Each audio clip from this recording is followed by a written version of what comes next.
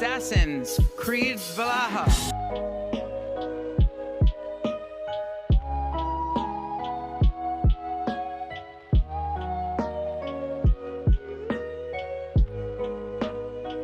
New segment.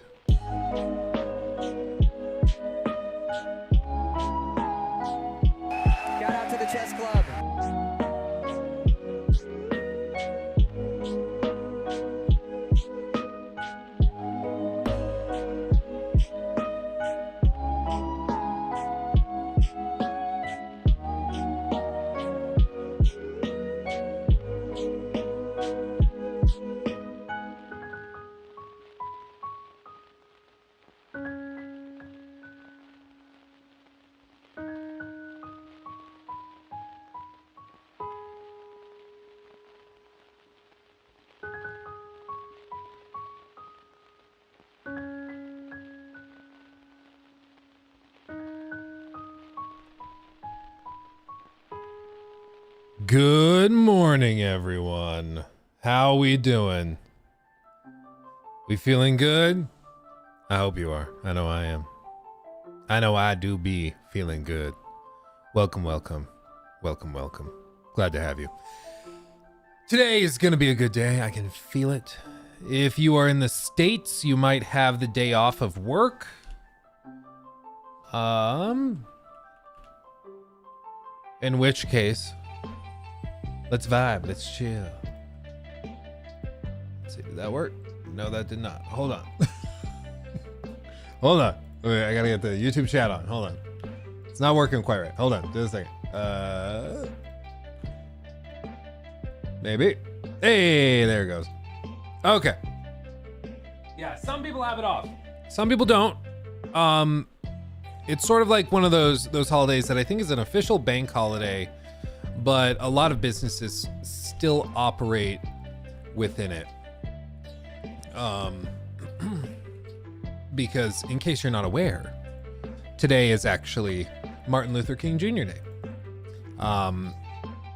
And it's always the third Monday of January, so it falls on the 15th today. So it's for some people, like if you work in like big corporate settings or like in a bank or something, you always get it off. But if you work in any other job, a lot of the time they make you work through it. But either way, I'm glad to have you here. Whether you have the day off or not, I'm glad you're here. Glad you're here. Guys, we got a Nespresso. After talking about it and thinking about it for ages and ages and ages, we had like coupons and discounts and stuff. And I finally said, let's do it. Let's do it. So we did it. And booyah. It's actually very good. Nikki tried a shot of just straight espresso though, and you would have thought she drank like used motor oil. She was like blah, blah, for like 2 minutes. It was a little funny, a little bit funny. I was like, she's the coffee connoisseur, but God forbid she has straight coffee. It was just funny. Yeah, it was just funny. Let's see. Oh yeah, just as a piece of housekeeping, I'm just gonna say, like, we can't tell the difference between actual story spoiler leaks and like fake story spoiler leaks of you just like making stuff up. So just to play it safe, if we see you putting something in chat that looks like it might be a story spoiler for anything in the future, you're just gonna get banned, okay? We're just not gonna mess with it. We're gonna play it safe. Because again, it's the same thing with like when Hogwarts Legacy leaks were coming, or Starfield leaks were coming, or Baldur's Gate leaks were coming. It's like, I can't tell the difference between somebody making something up and it being real, especially like if it's within reason, and not just like, you know, in Spider-Man 2, they actually become Batman, and then they start zipping around, and then you transform into Lego Star Wars. Like, obviously that's not true, but if it could be true, we just ban you, because you know what you're doing. You know what you're doing. You know what you're doing. You've seen those leaks places. Yeah, I mean, the nice thing is, like, I actually had somebody tell me, they're like, Luke, what you need to do is you need to have people that you plant in your chat when story spoilers and stuff start coming in.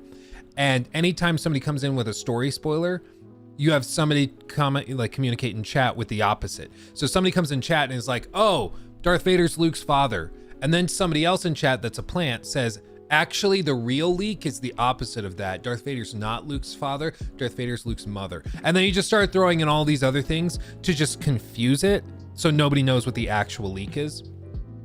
And it wasn't a bad idea, but I was like, that could get pretty hectic and chaotic pretty quickly. Is now a red You know? Happy 4 months, Luke. Happy 4 months. And also thank you, Dave Kubler, also for becoming a new member on YouTube. Thank you, thank you, thank you. It's very nice of you. And welcome to all of the new followers on Twitch as well. Appreciate you guys. Good morning, Sammy. Good to see you. It doesn't taste like espresso to me, more like strong French press, but it can work. Yeah, it's, I mean, obviously if you're just gonna get like, whatever, is it a, no. What is the name? Like a Breville? Is that the name of the fancy one? I think like Breville or something. If you get one of those, it's obviously going to lead to better coffee, but it's also like going to take you more time because you have to manually do it.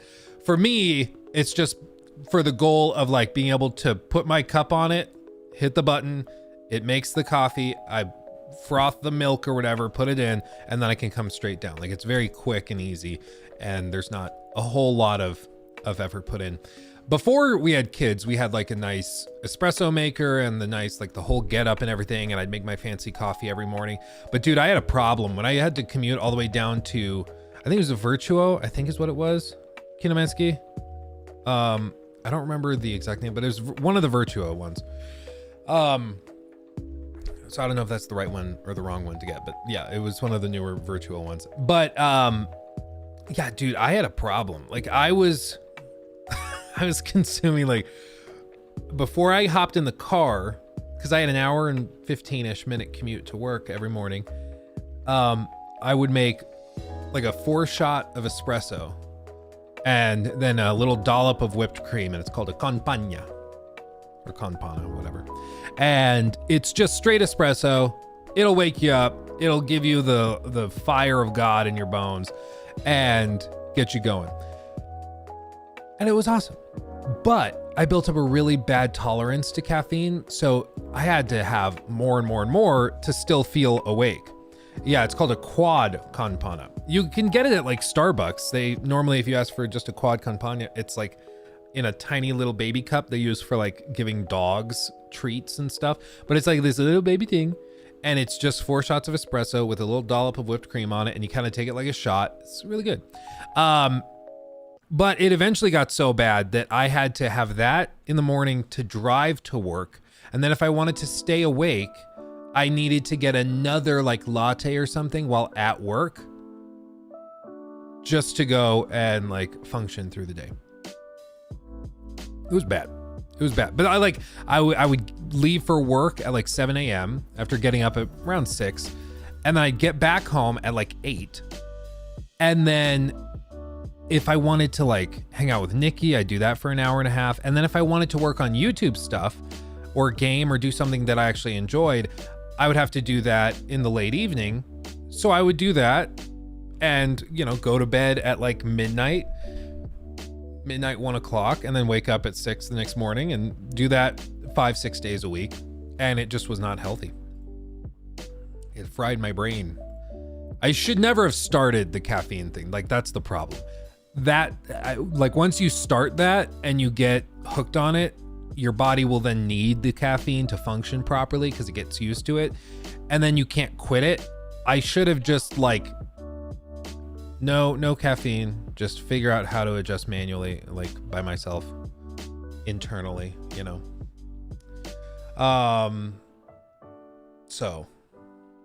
That's actually a very good question. I am not by any means an expert in Batman comics, unfortunately. The New 52 were great. And assuming you've read those, I mean, I honestly am not sure where to go after that. Because that's kind of where I started. Like, so I wish I had more advice, but I honestly am just, I don't know. I'm not a very well versed in that stuff, unfortunately. Yeah, you need your 8 hours. Yeah, kind of. Let's see. Plant people in the chat to entice them to spoil. You can ban them for free. Yeah, exactly. You ask people, can you go in chat and then spread some misinformation so people don't know what the real leaks are? And then you just end up banning them too. Dude, that'd be a great way to troll somebody. But also like really, really toxic. Don't worry. We're not doing that. We're not doing that, to be clear. We're not doing that. Okay. Caffeine's the most underestimated drug. Well, that and booze. Like, people are just so accustomed to booze that you kind of forget that it messes you up, or can. Let's see.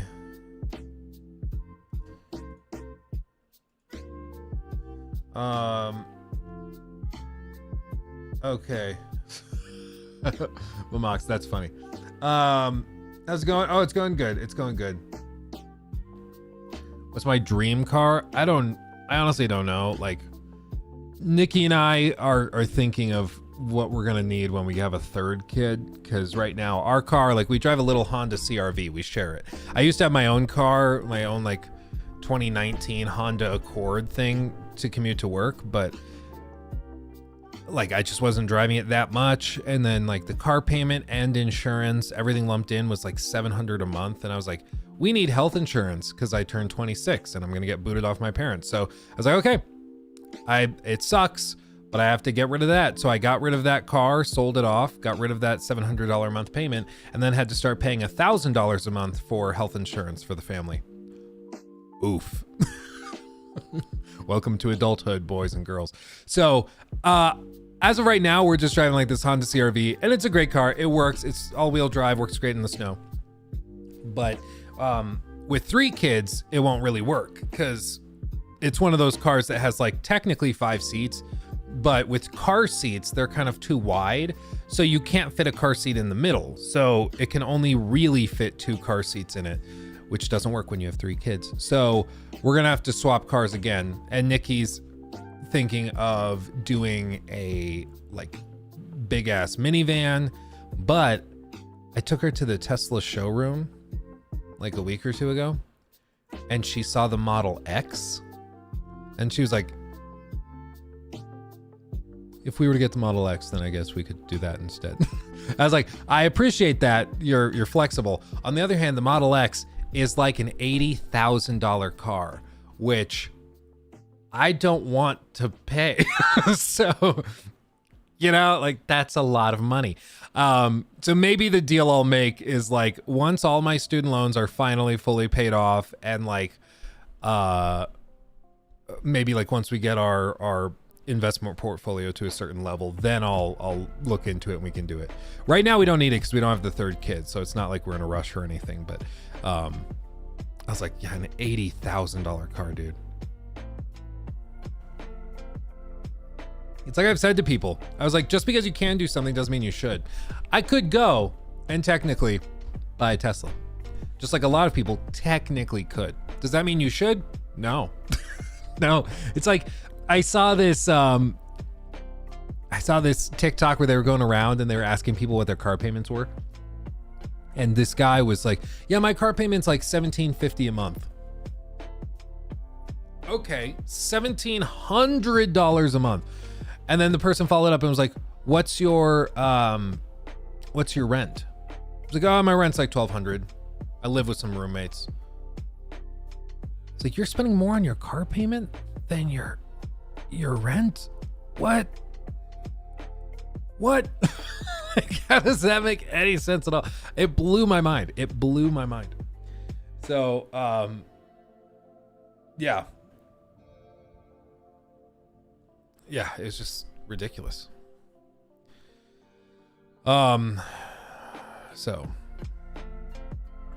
Yeah, don't spend more than your rent or mortgage on a car. That's the lesson I'm trying to communicate. What's up, Rocky? Good to see you, my friend.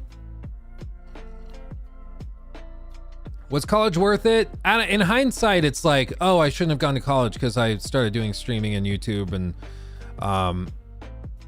you know, I'm doing very well doing this. So like I'm doing significantly better than my peers that graduated from college and went off to work like in finance with JP Morgan Chase and places like that.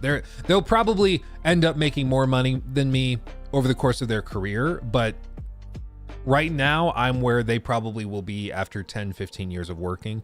So it's just different. And of course I get to work from home, spend time with my family, do something I love, which, you know, that's also worth something. But I mean, in hindsight, it's like, ooh, yeah, I shouldn't have gone to college and I should have just done YouTube stuff and be in this position without the student loans and all that time spent in school. But on the one hand, I didn't know I'd end up here, so it's a dangerous assumption. So it's not assumed. Like maybe if I went to college, I wouldn't have the requisite knowledge to be in this position. Maybe I wouldn't be as entertaining or interesting or whatever. Like it just didn't, maybe it wouldn't have worked out. And it's also like, it's just not that useful of a thought exercise. Like what's done is done. I did the thing. I'm glad I have a degree. If anything were to ever happen, I have a bachelor's degree in corporate finance. I can go get a job in finance with a bank or with an investment firm relatively easily. So I always have that to fall back on. And the like raw knowledge I gained has helped me run this business that I'm operating now. So I think it ended up as a net positive, I think. Zeeks, thank you for the 100 bits. I calculate what my premium espresso drinks cost me per year, $1,800. So I bought a nice burr grinder and Delange espresso machine for less than $1,000. I've never been happier. I'm still lazy on some days. Here's some coffee bits. Thank you, my friend. And that's the thing. Once you do the math and realize how much you're spending, if you are like a Starbucks person, you'll realize just how crazy it can get. Like you can spend so much money so quickly without even realizing it. They actually call it in finance, it's like the Starbucks effect, which is a bunch of little transactions add up to a big transaction. If you go out and get Starbucks for $5 every day while you're going to work, like over the course of the work week, you just spend 25, let's say $30, just to say that you like with tax or whatever else. And then after that, like if you spent $30 over, let's say you only work 50 months in the year when you take out vacations and holidays and stuff, you're spending like $1,500 on stuff you piss out a few hours later. And like for me, what's always made me struggle with it is like, in 6 hours, will this really matter to me? In 6 hours, would I rather have the $5-6 I spent on the coffee, or would I rather have had the memory of drinking the coffee? You know, I probably would rather just have the cash, you know, probably. Let me see. Browser copy. Okay, it's up. Yeah. Okay. So that's a whole thing. Also, let's see.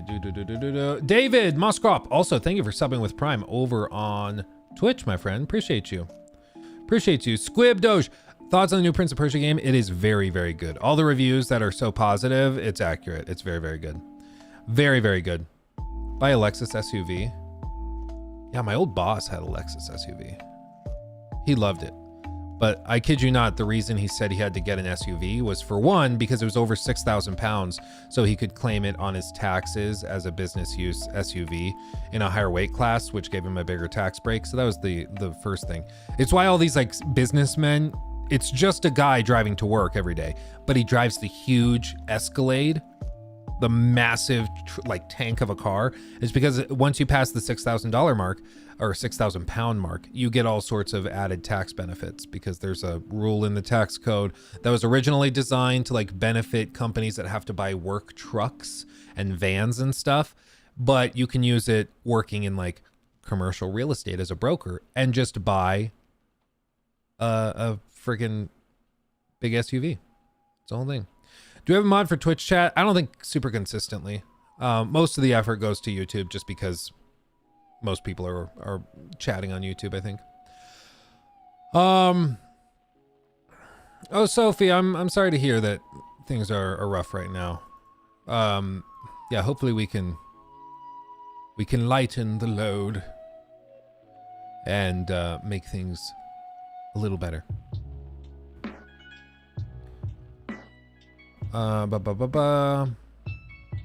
If you didn't make a gaming channel, what do you think you'd be doing instead? I think I'd be still working in commercial real estate. I think I'd still be a broker selling apartment buildings. Like, part of the problem with that job was just that it was really hard to commit and really specialize in it and get really, really good at it and build the client list, when I was in the back of my head always hoping that I would figure this out instead. You know? It just, when you're relying on figuring something else out, it's hard to commit. And to do a job like that well, you have to commit. It just is the reality of it. Oh yeah, Sophie, don't worry about it.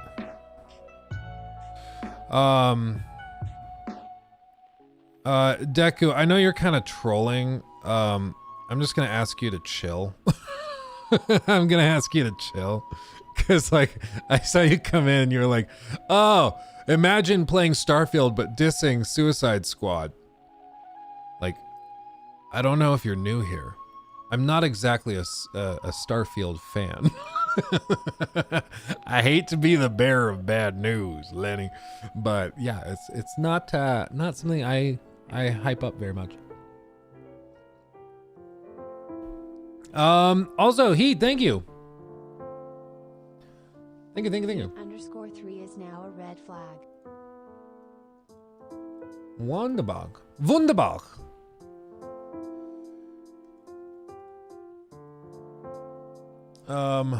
Oops.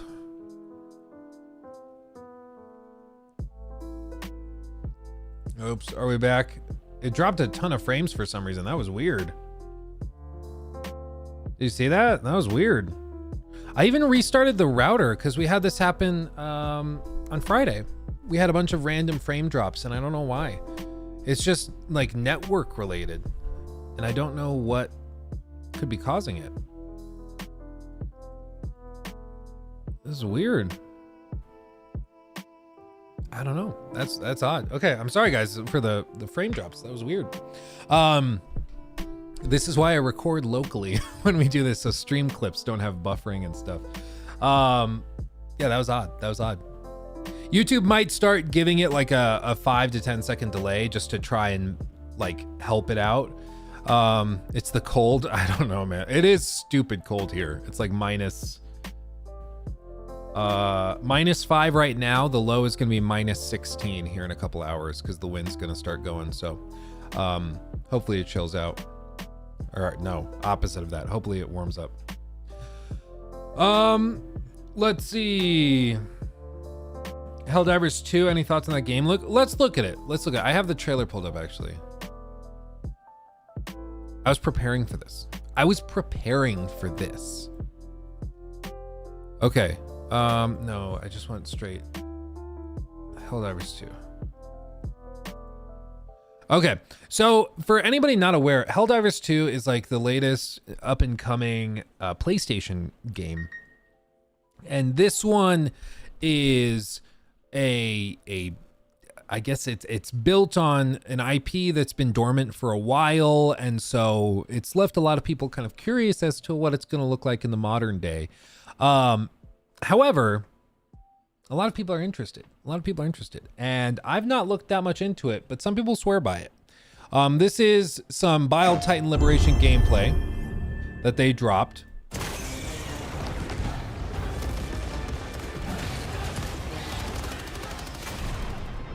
So, as you can see, first and foremost, CEO and creative director at Arrowhead Game Studios. Multiplayer. And today I'm pleased to share an extended look at Helldivers 2. We're starting on the ship's bridge, preparing to select our mission from the Galactic War Map. Once cleared for mission engagement, it's time to go into your Hellpod and prepare for planetfall. A Hellpod? That doesn't sound good. Today, we join a squad on one of the many planets in the galaxy, set on an important mission to eliminate a deadly Bile Titan. We need more games where they send the heroes on unimportant missions. Where it's like, welcome to the world of Gibble Rock. In this universe, the players perform totally useless tasks. I guess technically Lethal Company is kind of like that. I guess that's kind of what it is. Where it's like, yeah, you're collecting scrap for like a giga corporation and that's it. So I guess we do have some games like that. I like that, you know. It lifts the pressure where it's like, yeah, this isn't that serious. Whatever.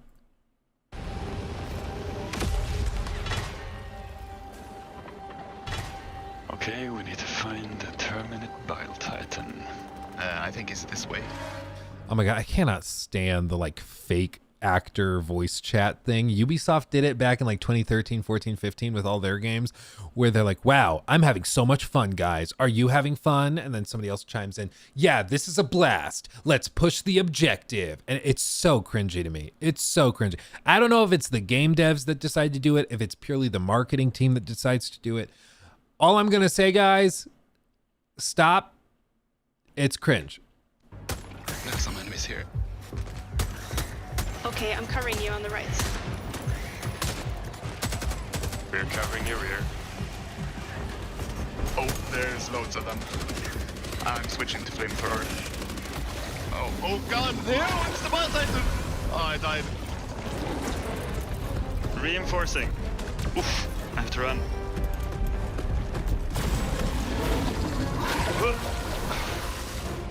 Alright, I'm back. Can you guys take him out with the recoilless? Yeah, I'll try to take him down from the side. Reload my recoilless. On it. I mean, Oh, I got enemies on my back as well. Oh, there's a charger here. I'm gonna take out the brood commander. He's charging me.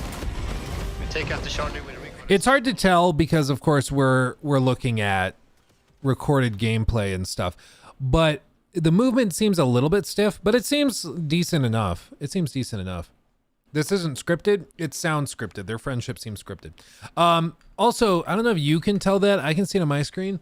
The some UI elements are really low res and even have some like weird fringing on the outside. So it's almost like, you know what we have to do. It's almost like what they have is this 40. Okay. So if like this is the reticle there's like an ever so faint outline of the square of the actual texture around it. If you look close, and like granted, I just have a huge ass screen, so it's standing out a little bit more, which is why I have to zoom in on it. But can you see the little fringing on the outsides, the little ghosting effect? Do you see it? Because I feel like I'm going crazy. But this is something that can presumably easily be fixed before launch, so it's not necessarily a given. So yeah. I'm gonna thin out the crowd a little bit. So some of you guys are saying that this is not like a scripted thing. This is an actual party playing. Okay. I mean, it sounds. I think maybe this is an example of bias on my part. I hear a party chatting during like a promotional video for a game, and I just assume that it is scripted, and then it turns me off because it feels like they're trying to make it seem like something that it's not, or maybe that, you know, they have actors doing this when it's not actually, you know, that they're friends or anything. But yeah, maybe they are actually best friends and they all were in each other's weddings and stuff, and maybe they all get together and hang out together. By the way, I mentioned the other day that I was going to DM a little one shot for D&D with some friends as part of like a birthday celebration surprise party thing for Corey, and it went very, very well. We all had a very good time. Everybody seemed to enjoy it. So that is all. We'll continue. I hope you enjoyed seeing a glimpse of just one of the many missions and planets the game has to offer. Now go out there and spread managed democracy.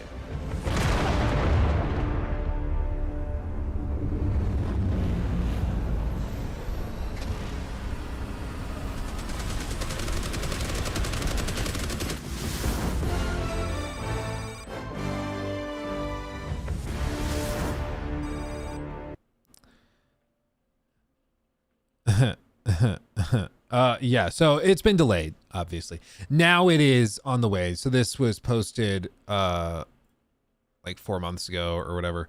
I don't know. I guess you pre-order on the 22nd. It wasn't released the 22nd or scheduled for release. It's that. They released some other stuff. CEO and creator of the familiar in Helldivers 2 for returning players is a stratagem system. For those of you that are new, this is the ace up your sleeve. It's a system that allows you to interface with the many elements of the Super Earth arsenal, such as the Super... So, I mean, this is one of those things. This is one of the games that Sony's been working on. I don't know if it's technically a first-party studio or if it's a published by Sony game. I don't know the exact dynamics, but either way, this is one of them that they've put their money and marketing behind. And it's part of their new like Jim Ryan approach of trying to build out a live service portfolio that's super big and robust and awarded and blah, blah, blah. And then also do all the single player stuff that's super well received and high budget, blah, blah, blah. Might work, might not. It seems like most of Sony's live service plans are starting to crumble a little bit because they're realizing you can't just take a single player studio, force them to do live service games and their fans will just go along with it. It doesn't work that way, especially when the devs are very upfront and honest that like, hey, if this is successful, we're never going to make those games you loved ever again because we'll be busy with this. And I think that's a great way to turn people off. They don't own Team Ninja. Okay, they're publishing it though, and they're doing all of the marketing, which is why it's all native PlayStation marketing. It could be successful, could be not. Who knows? But they're putting their money behind it to publish it. I don't know. Technically, I don't think Sony is technically publishing Suicide Squad. I believe they have like marketing rights to it, so it's a little bit different. Because Warner Brothers is publishing Suicide Squad, but Sony has the marketing rights to it, I think. It's confusing. All of these things are like, there's the developer that makes the game, then there's the publishing house that publishes the game and distributes it, but then there's also usually a company that gets like exclusive marketing rights, so it just kind of spins and spins and spins. Rango, thank you for the 2. Here, buy that Tesla.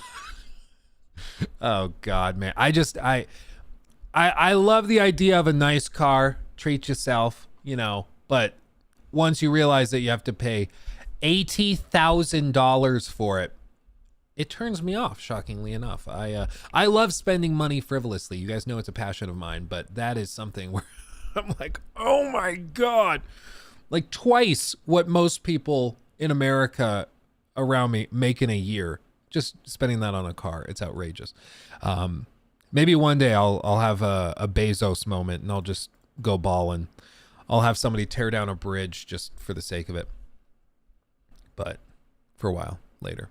We'll get there. You can buy starships though. Yeah, I guess we could. Let's see. Are there any Sony first-party studio games this year? There's kind of like a big question mark around it right now because it's not really clear. Everybody's kind of waiting for the potential announcement of an Atreus spin-off game from Santa Monica Studio. And I think that would make sense. It seems like a layup. They kind of left it on a cliffhanger. They seemingly set it up for Atreus to come and get his own little spin-off game, kind of like Miles Morales. And maybe we get that. Maybe we don't. It's just a huge question mark up in the air. Nobody really knows. Beyond that, there isn't really much of anything Chiclet clear, donated $5 you know? through Super Chat. What do you think the backlash will be towards The Last of Us Season 2? And what do you think about the casting for Abby and Jesse? Oh, did they announce casting for Jesse? I don't think I saw that one. I saw who they cast for The Last of Us 2 HBO. I saw who they cast for Abby. I don't ever remember her name. Yeah, I mean visually looks very similar. So, and then Caitlin Dever. Yeah, I think that makes sense. I wonder if they're going to make her get like super buff. Because if I recall, she's actually fairly small in everything else I've seen her in. So it would be surprising if they have her get just swole. Or they put her in like one of those muscle fat suits. That could be funny. I don't know. I really... Maybe this is a hot take. I honestly don't know. But I fully expect the HBO show response to everything to be much better than the gamers' response. Fun fact, the next video on the main channel is on The Last of Us Part 2 and is sort of a breakdown on everything that went down, what went down, why it went down the way it did. And one of the biggest elements to this whole thing were the leaks that dropped before the game's launch. Like that, you can't talk about The Last of Us Part 2 without bringing up the leaks and everything that went down. Let me see if I can pull up Wayback Machine. Is this it? I think so. So I actually found the original, and we go through this in the video that you'll see either today or tomorrow, whenever the sponsor gets back to us with final approval. But I found the original Reset Era thread with regard to The Last of Us Part 2 and the leaks that happened. Because if you recall, basically what happened is in early April, there was an indefinite delay. So this is April 3rd or something of 2020. they indefinitely delayed The Last of Us Part 2 and then the Iron Man VR game. And they just said like, yeah, it's close to being released. We were going to release it soon, but I think they were scheduled for May or April or something. And they just decided in the middle of COVID, we're just not going to release it yet. We'll release it sometime in the future. Just please wait. And so everybody sat around and waited. And then about 2.5, 3 weeks later, leaks started coming out, specifically on April 27th of 2020. There was a series of leaks. They kind of spread through Reset Era. Some of them spread through 4chan. And all of them were collected in like this parent thread that had a lot of this stuff all together. And over the course of the following days, more and more information was leaked and revealed, and people started to get a clearer and clearer idea of what exactly was going on. And they started to get, screen caps. They started to get all sorts of stuff. Now, my understanding is they did eventually catch the person that had done this, and they did eventually catch the person who had leaked everything, or I think they said people. So it was multiple people that had done this, and they said it was not, in fact, a disgruntled contractor or employee, but that they couldn't talk about specifics. And as far as I know, that's the last we heard of it. There's been no public embarrassment or exhibition of the perpetrators, kind of like there was with the Rockstar leaks, where they are like, this is the guy that did it, and then they read him the riot act, and then he gets off easy, but then he's committed to a mental institution indefinitely in the UK because of it, because he was like straight up in that Goofy video, I'll do it again. It was the whole thing where he's like, yeah, I'm gonna get out and I'm gonna hack the next company, I don't care. And so they indefinitely committed him into a mental ward in the UK, which is kind of crazy, but that's a whole other story. With this though, a bunch of major story spoilers dropped, and as a result, a lot of people had their opinions on The Last of Us Part 2 sort of changed and even formed partially before the game had even dropped. And it really, really tweaked some things. Can I use the dark mode extension on Reset Era? I don't actually know. Because this is the Wayback Machine, so it's all archived. So it's not like actually the web page. It's an archived version, so it's much less flexible. But with this, I can do this here just so we can see. Just so we can see chat. I'll make your opacity higher. There you go. So spoiler warning.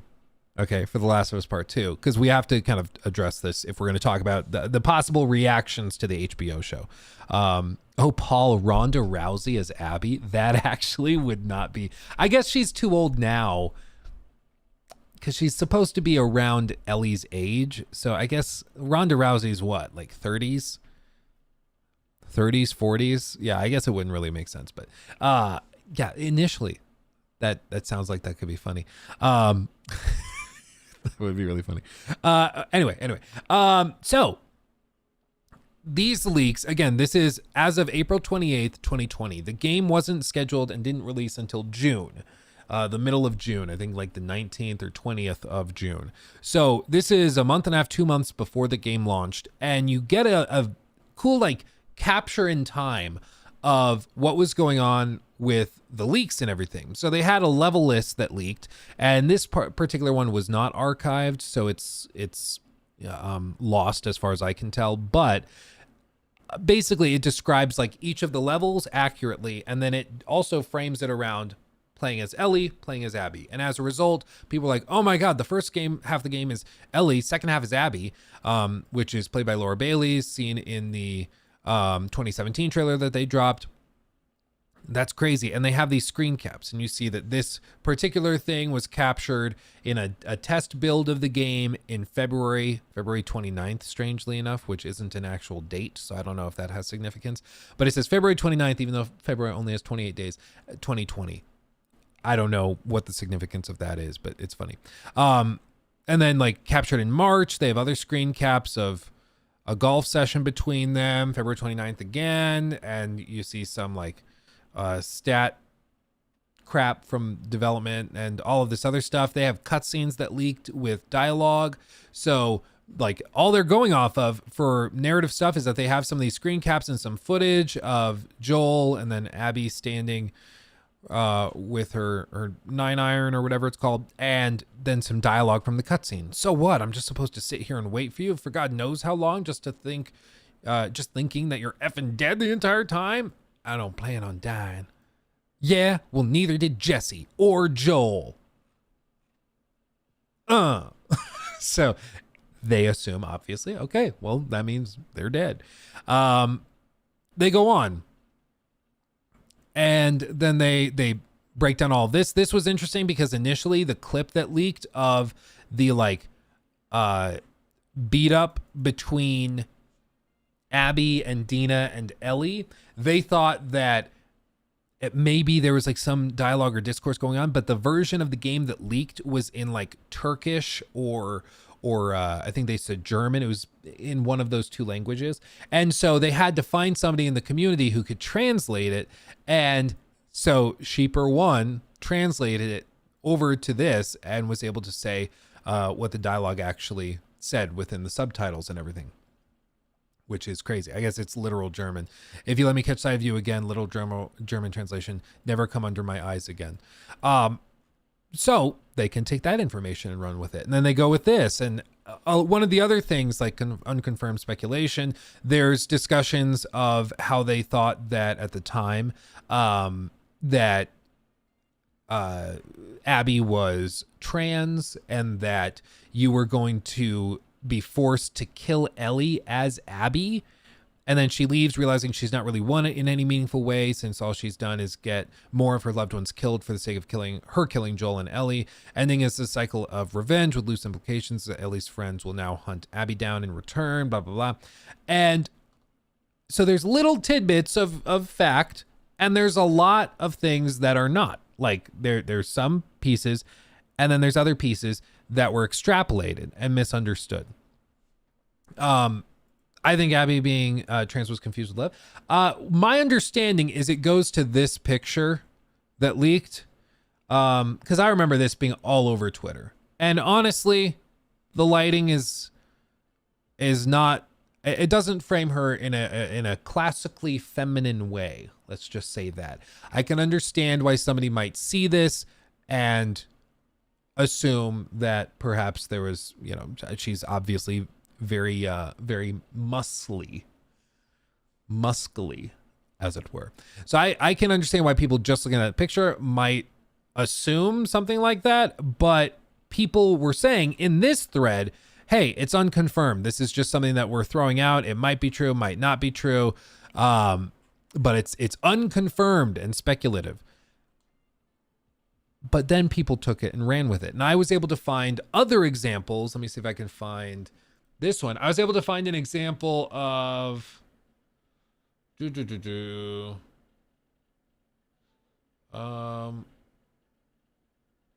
maybe this. Yeah, here it is. I was able to find this example. And this was an article, like half review, posted on June 20th of 2020. Okay. It was about halfway through the game. And this is actually Paul Tassi, who a lot of you might know from like Twitter or I guess X, because he still posts frequently. Paul Tassi writes about games and TV for Forbes. It's fun. Wrote a book. I think he's worth a follow. He does really good work. It's really, really cool. Oh, we got to talk about this after this next segment. So we'll get there. But in this article, if you were to go to this article now, let me see if I can copy this. You'll see that there's been a little bit of an adjustment made to the article. What was done is that they made a little note, a nota bene, at the very end, where they describe some of the controversy in this article from back then. And then there's an update. A previous version of the article talked about Abby potentially being trans, but it appears there's some confusion about this, with many saying that she's not. And it seems I need to get further in the game to address it. But one of the pre-release focuses and many of the current complaints at least paint Abby as trans as part of the agenda issue, wrongly or otherwise. And I thought this was actually very well written. People are allowed to dislike the game, and yet 95% of the stated reasons I've seen for people saying the game sucks are from people who either A, have not played it, B, have gotten to the first death and freaked out, or C, have their own very, very clear agenda surfacing, which you definitely didn't see when they were playing a close to identical game as Joel, which I think is fair. The whole point of The Last of Us Part 2 is that they're framing it around this being basically just The Last of Us Part 1 from a different perspective, flip it around, and then like Ellie and Abby are the same character basically, and it's just a matter of perspectives, and it's the whole thing. However, in the original article, you can see the description of Abby.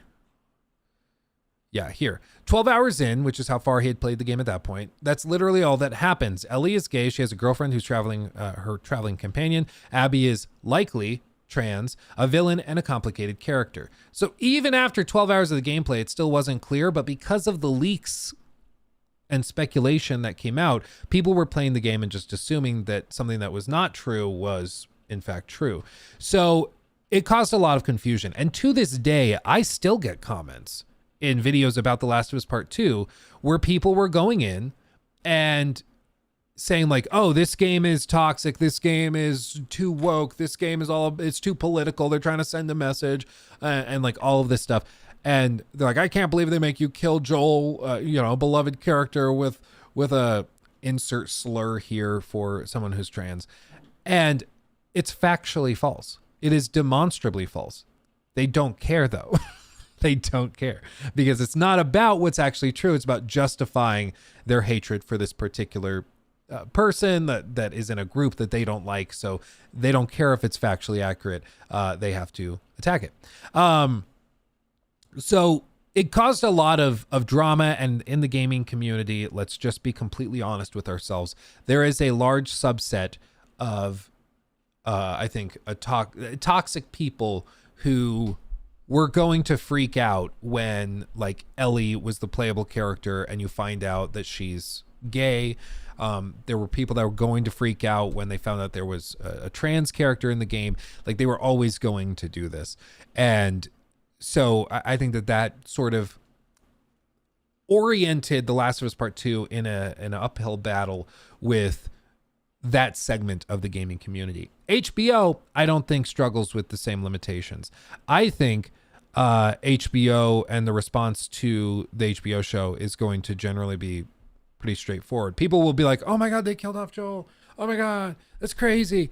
But I think the response will generally be fine. Like you didn't see people losing their minds. Like you saw people talk about it on Twitter and stuff, but you didn't see people like call for boycotts and saying that HBO was like preaching when they killed off characters in Game of Thrones. Like if anything, it drove more attention to the show because they're like, oh my God, it just keeps getting crazier and crazier. And part of it, yeah, there's books and stuff, so it's not necessarily totally novel. But at the same time, there's also games already written and created for The Last of Us, so we kind of know where the story's going if people want to figure it out. So I think the response in general is going to be more muted. I don't think the broader public is going to really have that sharp of a reaction. And beyond that, that's assuming it's just a straight adaptation. My expectation is that they continue to tweak things a little bit. I don't think that they're going to pace it in the same way. I don't think that they're going to do like the first 6 episodes of just nothing but Ellie, and then the next 6 episodes of nothing but Abby, and then another couple episodes with just Ellie from her perspective. I don't think they're going to do it like that. I think that they're going to break it up a little bit and hopefully strike a better balance, because the balance they struck in the game itself was not really a balance at all. It was just kind of a wee bit of a dumpster fire. It was paced terribly. Sorry, the coffee's good, man. Coffee's good. So that being said, I don't think there will be as much drama when it comes to HBO. Will it trend on X? Yeah, I think so. Will it cause people to throw a fit again, with lots of people in the gaming space being like, see, this is another example of The Last of Us being like woke garbage, rah, rah, rah, whatever. Will they get triggered? Yes, they'll get triggered. But I think the broader public, the types of people that are watching and experiencing the franchise for the first time, are just going to be like, Okay, let's see where this goes. And I think they're just gonna be more connected than ever. You know.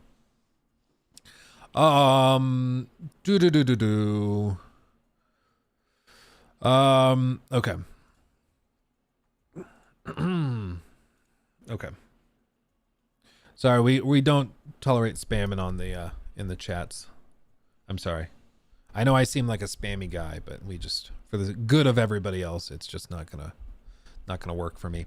Moon messages. Thank you. Saw the video on Kill the Justice League. Which one? Because I've been rambling about that game for a bit. Yeah, it's I don't know. I still really hope that game works out.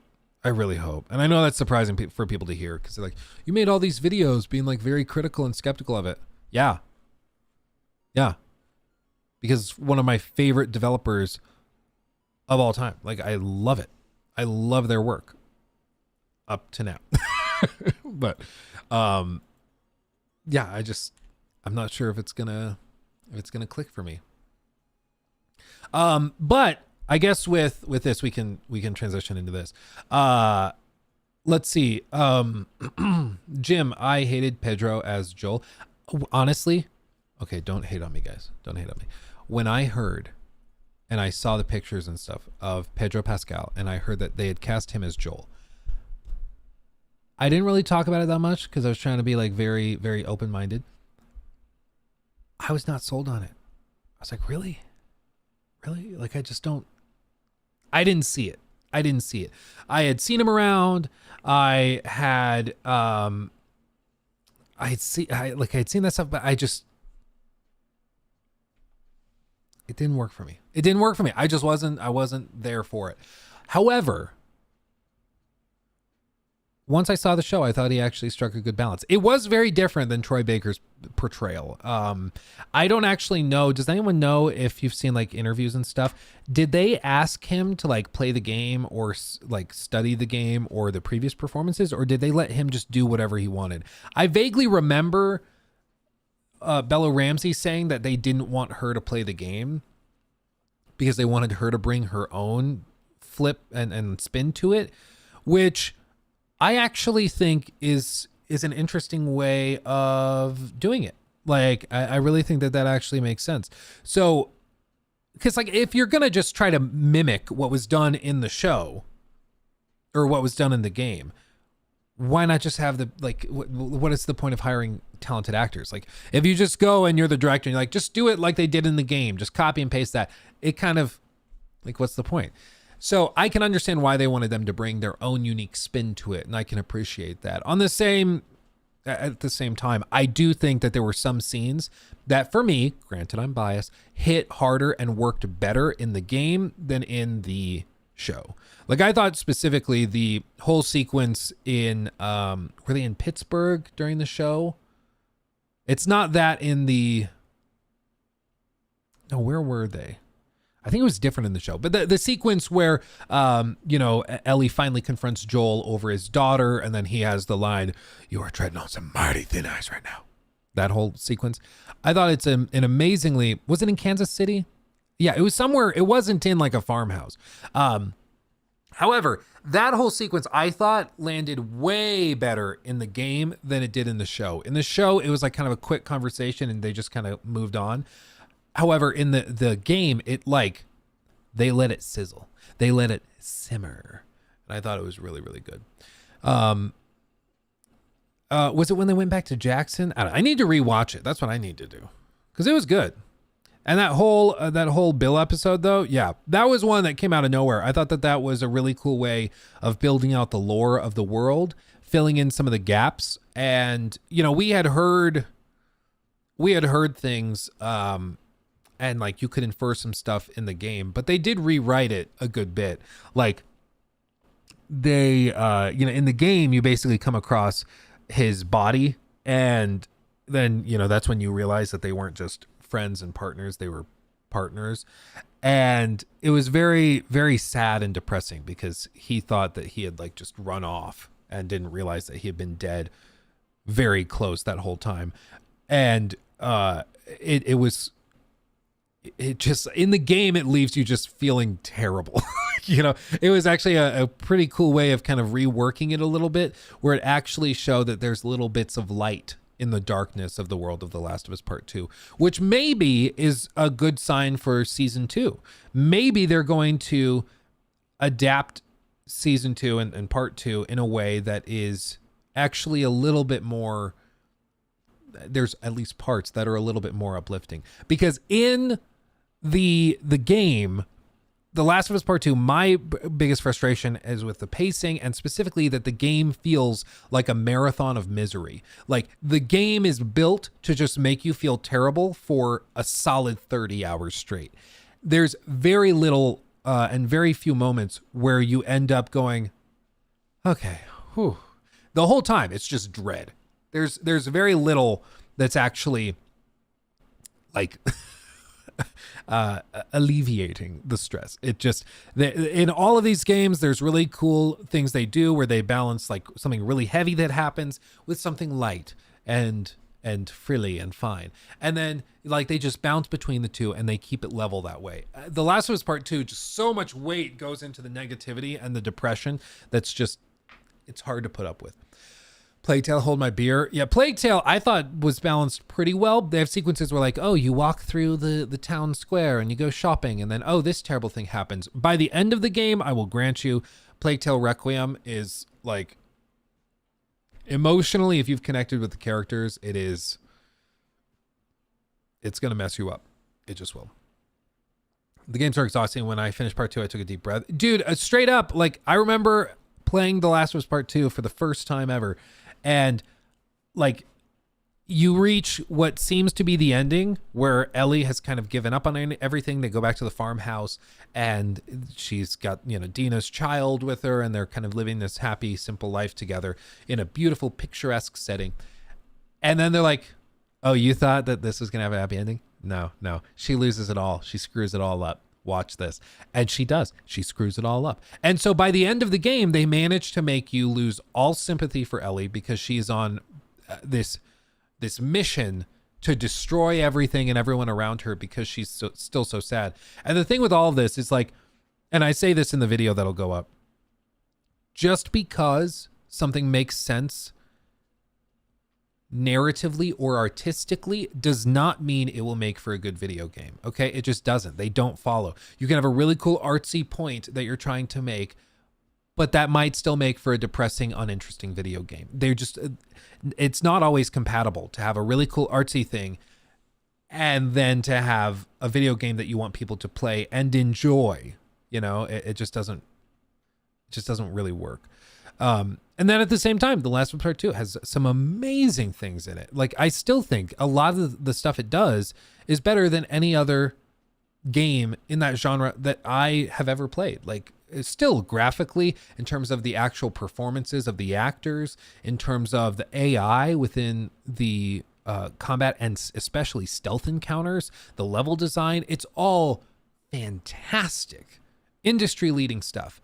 World-class work.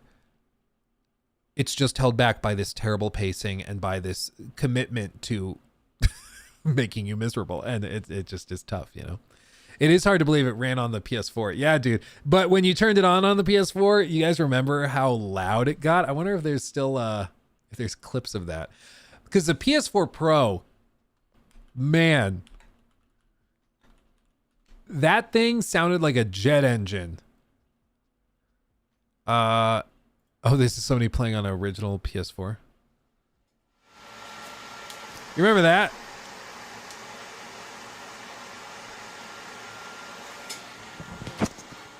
Like, stupid loud. Stupid loud. We're spoiled now. The PS5, shockingly quiet. Shockingly quiet. Even when you're playing something really intense. I can't think of a single time I've ever been like, ooh, I can hear the PS5. I don't think I've ever felt that. So, very, very quiet. The PS4, man, that thing was like a jet engine. Every time it like really picked up, yeah, it sounded like a hairdryer. It was like a whole thing. Yeah, time to take off. It was crazy. It was stupid loud. Russell, thank you for the super chat. I have never played a fighting game before in my life. Really want to play Street Fighter 6 and Tekken, but can I manage it only keyboard and mouse? I can't use a controller. I don't actually know. I've never thought of playing a fighting game with mouse and keyboard. If somebody in chat knows and has ever tried that, I guess somebody in chat let Russell know, because I have no idea. I've never thought of trying it with mouse and keyboard. It works, PK Ziggy? Is it like actually viable? Tekken on keyboard and mouse is like CSGO on controller. It's possible, but it just doesn't really, it's not ideal. Okay. Interesting. Yeah, I had never thought of that, Russell. But I guess, yeah, it makes sense that it's possible, but it might not be ideal. However, all that to say, Chicklet, I appreciate the $5 super chat. And with this, I mean, you're going to have a whole segment based around your your super chat, because you got me rambling. So good job. But yeah, I think it's a great question as to whether the HBO response will be anywhere near the response that the gaming community, or at least a segment of the gaming community, had. Because at the end of the day, it's important to remember that while there were some very vocal opponents to The Last of Us Part 2, the game still was, for years, like the most awarded video game of all time. And it still is one of the best rated, reviewed games of all time. It still made Sony tons of money. It's still a remarkable success, even though it was very controversial. So just because you see people raging about it on X or on forums and stuff does not mean that the game was like somehow a failure. It was actually a tremendous success. And at the same time, though, that should perhaps worry you that it's like, if you were hoping for them to learn some lessons and not go that way with whatever their next game is, maybe they just don't want to deal with the controversy again. They just want to put out a feel-good project like Uncharted 4 again. But my guess would be that they probably continue going along with the artsy stuff, because you know what artsy types love more than doing something like making a good game? They love to make an important game. It's not just a good game, it's an important game. And then they can go onto the red carpet at the HBO or Golden Globes or whatever the hell it was. And then they can stand on the red carpet and just look at people. I'm an artist. People love that. They love it. They love it. You know? It's not about having fun. It's about the message. Whatever the hell that means. Oh, man. Spencer, is The Last of Us 2 on PC running better now, or is it still buggy? As far as I'm aware, it's running very well now. But I've not checked it in a while. I'll be real. Let's see. Question, why doesn't Ubisoft just cancel Beyond Good and Evil 2? I don't think... no, I must believe it's still going to... It's tricky. Like, there's a lot of different things that go... are at play with Ubisoft titles, because Ubisoft has taken advantage of a lot of federal grants and stuff to do, like, to create games. Famously, that's what went on with Skull and Bones. Is they would have canceled Skull and Bones a long time ago. However, they are very much stuck because it is they had this agreement. I think it was with the government of Singapore, where they got money from the government to create jobs, and as an agreement with that grant for however many millions of dollars to help subsidize development, they agreed that they would release the title that they were creating within Singapore, and they would release it globally. As a result, I'm sure if they were to back out of that and cancel the game, they would have to pay back all the money they got, and then they'd also have to pay penalties and stuff that they negotiated. So they just were like, hey, let's just release it. We make maybe a little bit of money, and we don't have to pay penalties or pay back what they paid us. And honestly, I don't blame them at that point. I think it makes more sense to just release it. But you never know with a multinational company that's developing games like this. It's very possible that they have similar grants they've taken out in small or large sizes to help with the development of Beyond Good and Evil 2 over the course of the last decade. So it's not impossible that something like that's going on. Beyond that, I still think if they were to get Beyond Good and Evil 2 out the door, I do think it would probably sell decently well, especially if what they've shown in some tech demos actually ended up working. Obviously, there's development problems because they can't seemingly get the game done, but I think people would be interested. Even just narratively, like the idea that, oh, this game has been in development since 2008. I think that that's a selling point for some people. People are like, it's almost like a car crash. They're curious and they want to see it for themselves. And like, I wonder how this will turn out. I'd be curious. It probably won't be that good, but I'd still be curious. I don't know if I'd be like, buy it for $60 curious, but maybe.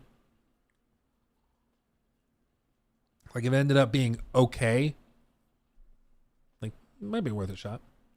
I don't know what it is. This like lactose-free milk we have, it's like when it's in these cups, these ember cups that keep it hot, it gets this like film on the top of the coffee.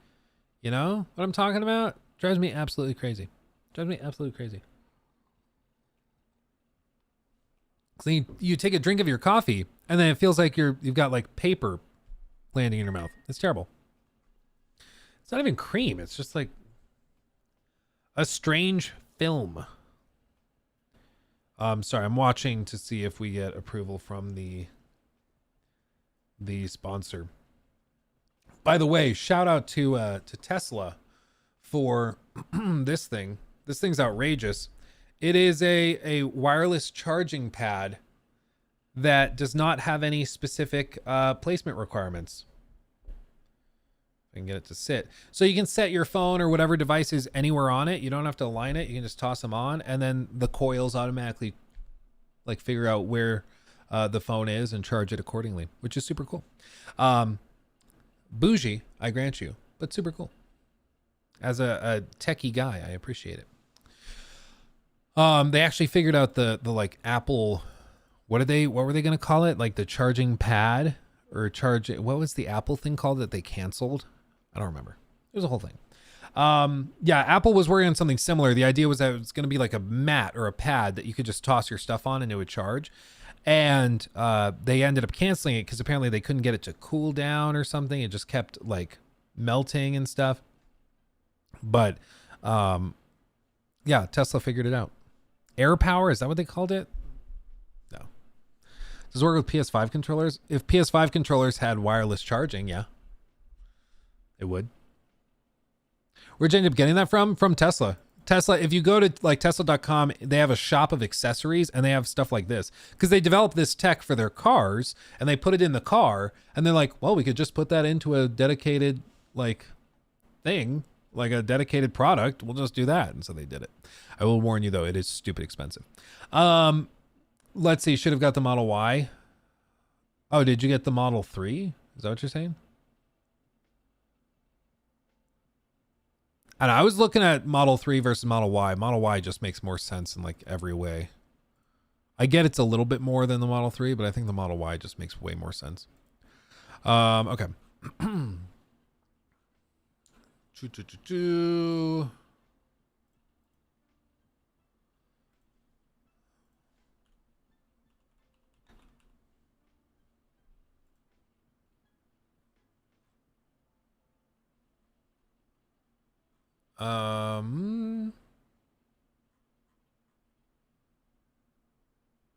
Somebody just said like Skillup put up a review for something, but I tried to look him up on X. Did he quit X?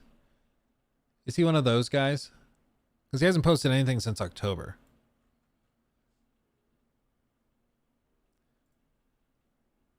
Is he an X quitter? I don't know. Oh, he just posted his impressions of Suicide Squad. Okay. Cool. Yeah, I don't know. Seems he didn't like it either, which touche.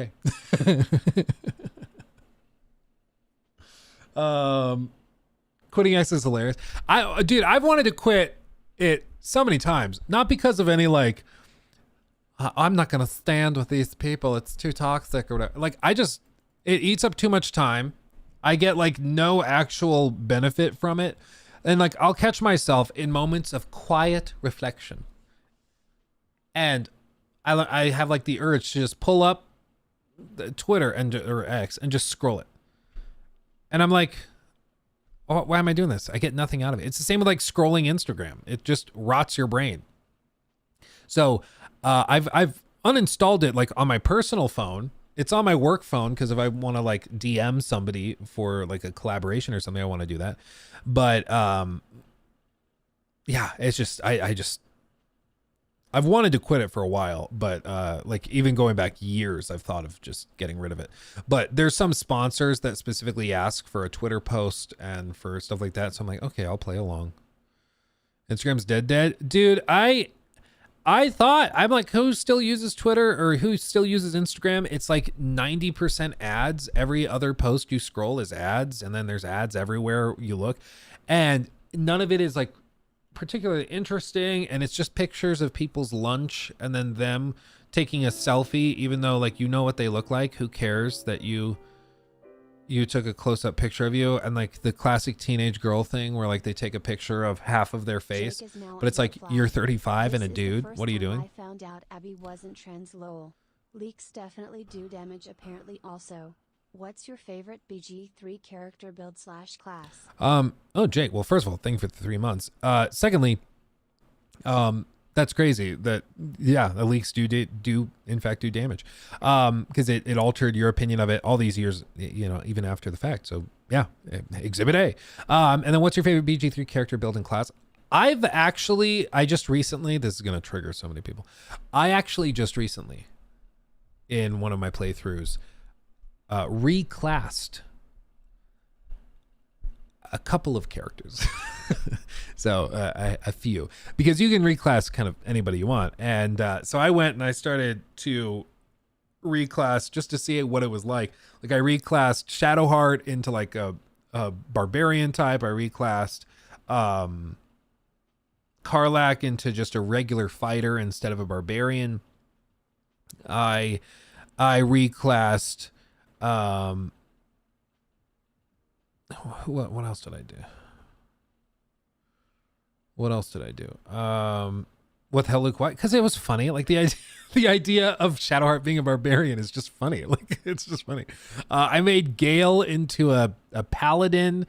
That actually has been kind of fun. Honestly, the paladin builds have been fun. It's very different. The bard builds are fun. The nice thing about the paladin stuff is that you can cast with charisma as your primary stat, and so you can still be useful in conversations while also doing damage with like Eldritch Blast and stuff, which is cool. So yeah, it's really, really interesting. Lysel, I'm gonna be real. I've had one run with Lysel, like zero interest in running with her again. Like just zero interest. It's just not interesting. Or Warlock. I meant Warlock, not Paladin for Gale. So, there's that. There was, what was the other one? I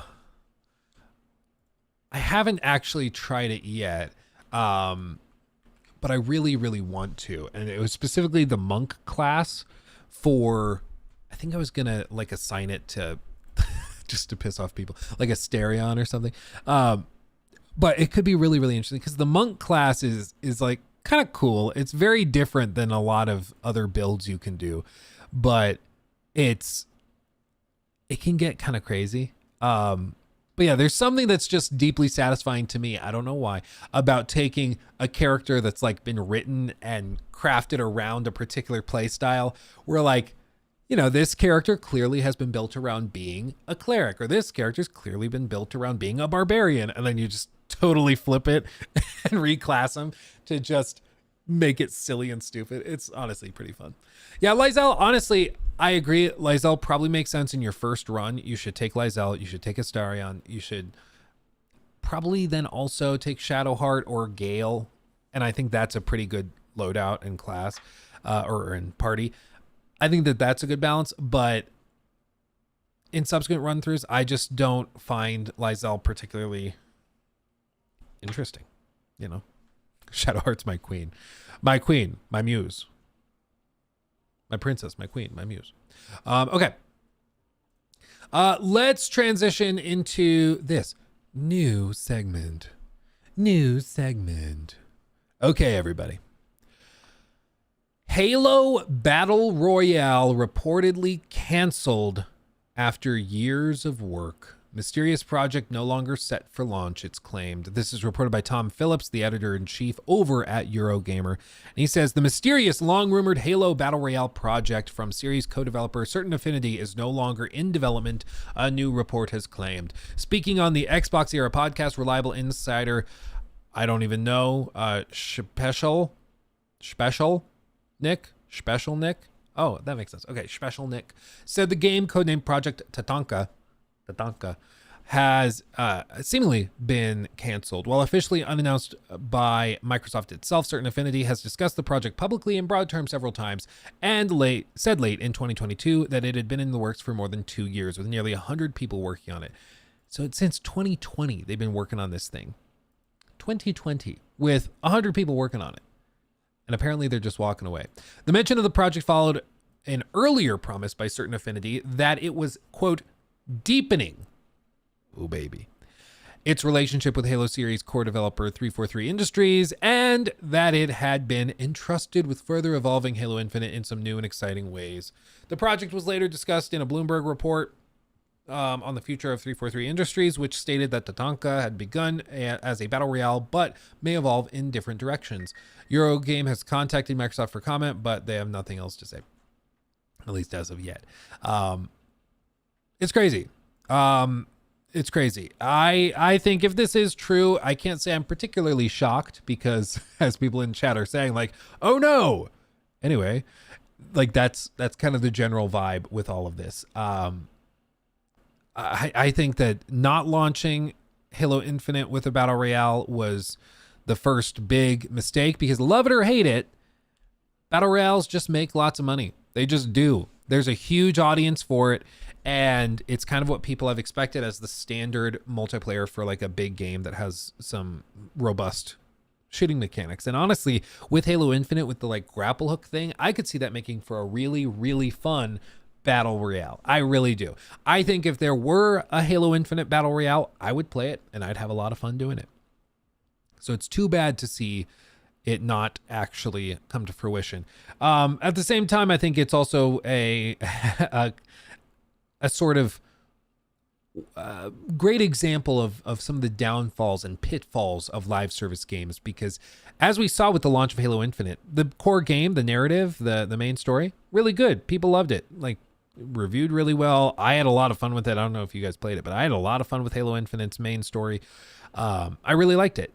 And then we got to the multiplayer element, and the multiplayer was good, but the like post-launch support was laughable. It was ridiculous. Like, I understand it's very difficult, and a lot of devs were like, people just don't understand how difficult it is to make these games work in the long term, and I get that. But it's also like your job. It's the point.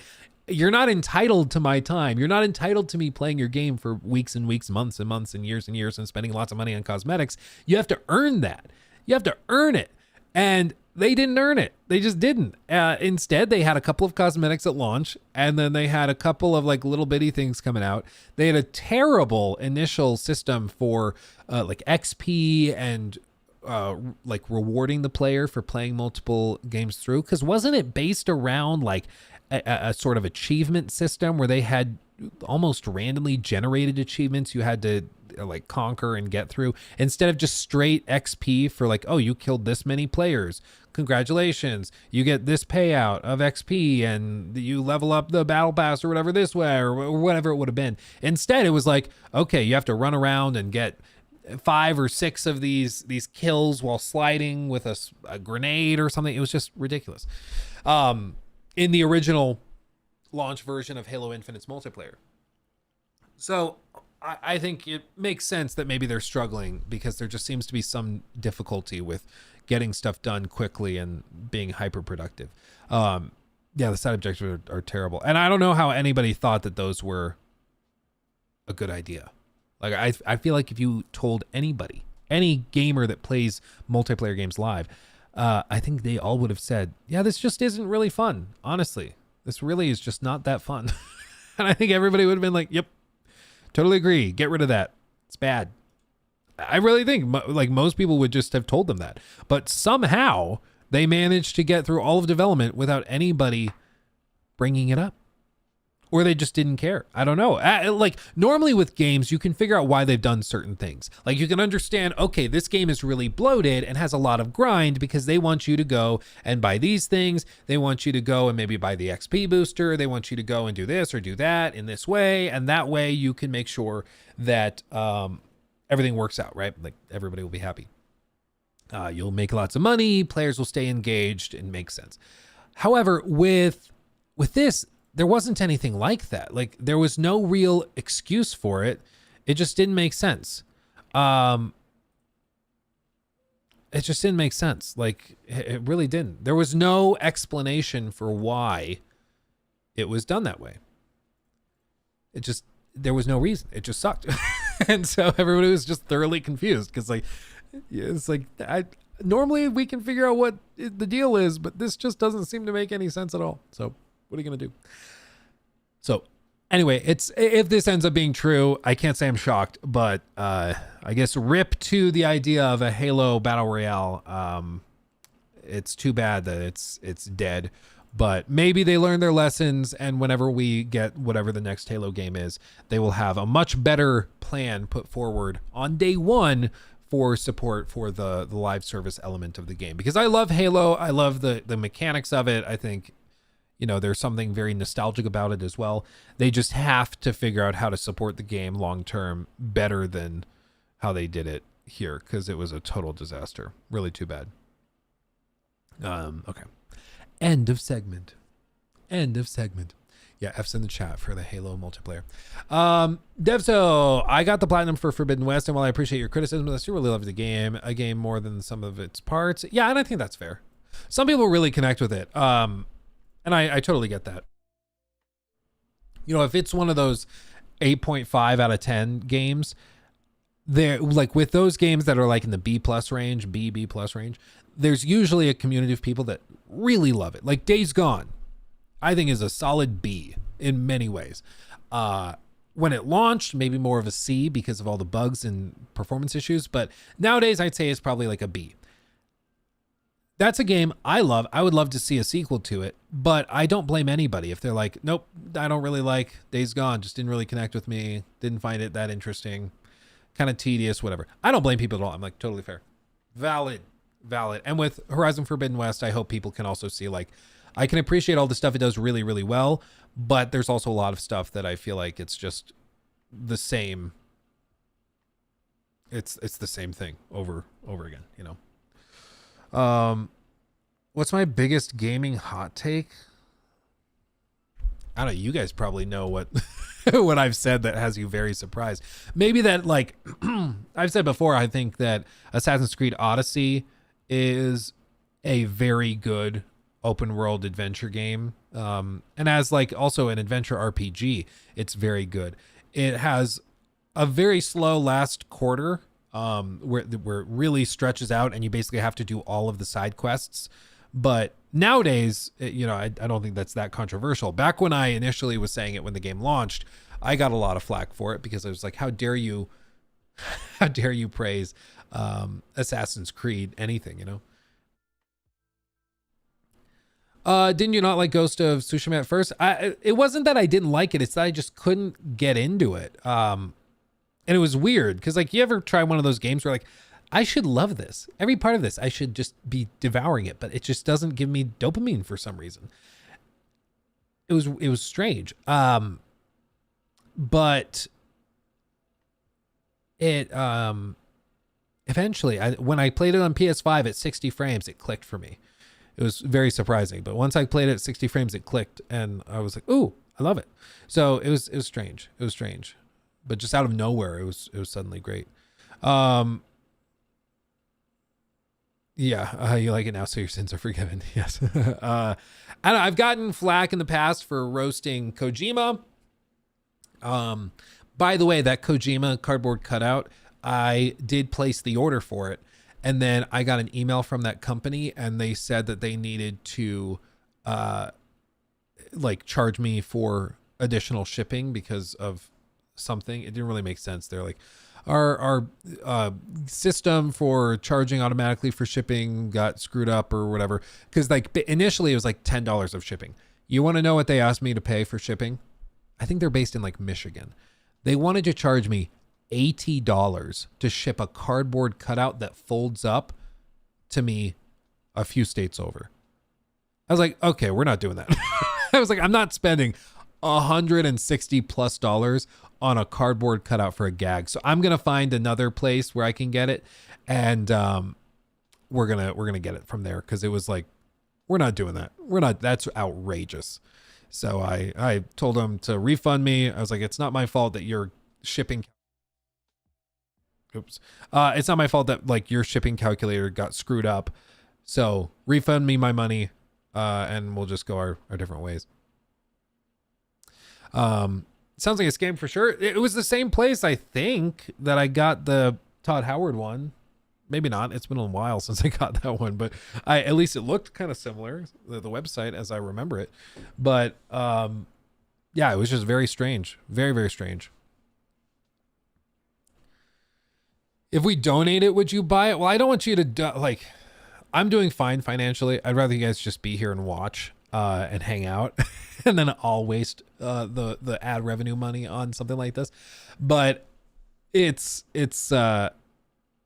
I just want to make sure we find it at a place that's not outrageous. Like, we could get a cardboard cutout for less than $200. Like, come on, we can do it.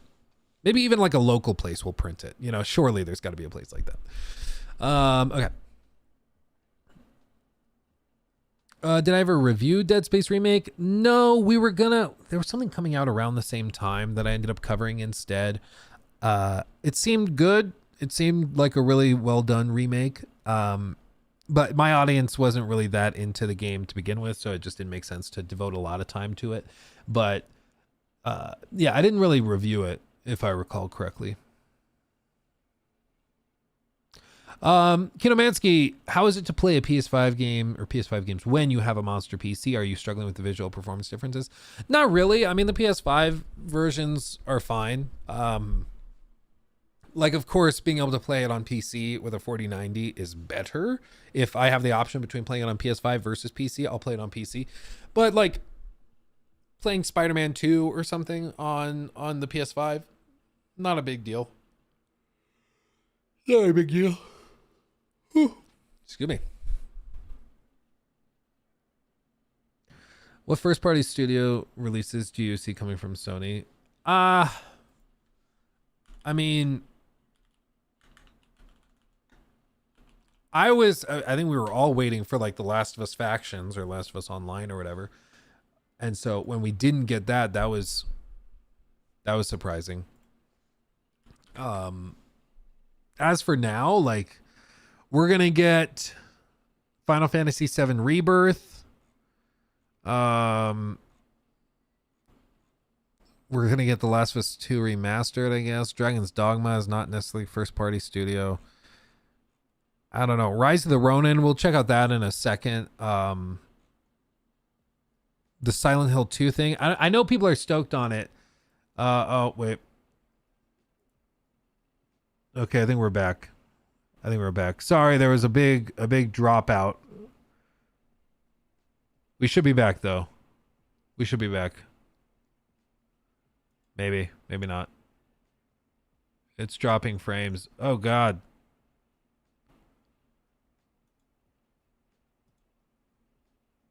We'll just give it a second. We're riding out the wave together. Oh, man. Oof.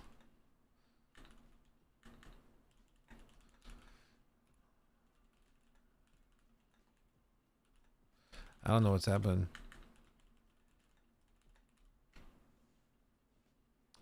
We'll see if it calms down now.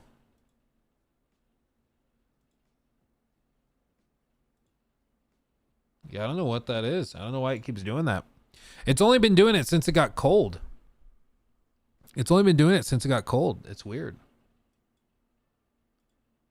Only on YouTube? Yeah, so I guess it did people on YouTube are saying it's fine.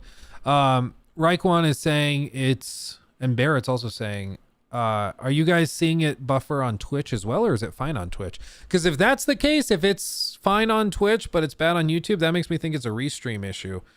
In which case, we might have to swap off restream. I don't know. Anyway, all good now? Okay, we'll continue. Moving on. All that to say, there really is not a big Sony release scheduled right now. They're publishing some games, but in terms of like big first party releases, there's like The Last of Us Part 2 remastered, and that's kind of it right now. And Helldivers 2, I guess. But there's not really much beyond that. That's a problem for them. That's a problem. Because I think they were relying on a lot of these live service games to be releasing this year, and they're not, which is strange. It's strange. So it's going to be interesting to see kind of how this plays out. Maybe they have something up their sleeve. Maybe we're going to get like a shadow drop of an Atreus game or something. That's kind of what I've been anticipating, because it just seems like they've probably been working on that. It seems like there should be something like that happening, but nothing's been announced yet. So we'll see. We'll see. I do hope they have something though, because as of right now, we're going to go all of 2024 with a remaster. And that's it. Like what? And they gave Xbox crap for having a dead year in, what was it, 22? I think 2022 is the really dead year, maybe 21. So I hope that they've got something up their sleeves, because right now there's basically nothing. So they've got to figure something out. But we'll see. It's suspicious, but also bear in mind that like Jim Ryan left at the end of December, or maybe he's about to leave, something like that. Like he's leaving right around now. And he's being replaced with an interim CEO of PlayStation. Then they're going to bring somebody else in full time to do it. So it could be that he saw the writing on the wall and he's like, yeah, we're going to have a very dead year, and there's going to be a lot of flack coming PlayStation's way for basically not having any content for the year because we screwed up and had all of our best studios working on live service stuff. So I'm just going to bail out now, because he probably was thinking about retiring anyways. So he popped out. Maybe not a bad idea. Ghost of Tsushima 2. Yeah, some people have been saying maybe 2024. At the same time, though, the timeline seems to be better lined up for 2025 for that. So, like, Joel Raptor's been following it very, very closely, and he's saying that he thinks it makes more sense for it to line up in 2025 because they did the big Iki Island expansion for Ghost of Tsushima, and then they also did the like multiplayer edition that was free. So they did a lot of stuff for free just as player like fan service, and so it's unlikely that they really started on development full force of the sequel until like late 21 to 22, and that means that they probably need like 4 years to do it, and that pushes it to like 25, like to 26. So I wouldn't expect to see Ghost of Tsushima 2 this year personally. Wolverine, yeah, I don't think that's coming till next year to even 2026. There's allegedly something going on within Naughty Dog, but they've wasted at this point like 4 years working on this live service Last of Us Online game. They have been working on something else at the same time, but it's unclear how many people were working on it. So it might have just been pre-production. So it's unclear where that is. Sony Bend was allegedly helping Naughty Dog with some projects, and then they got clearance to work on their own thing.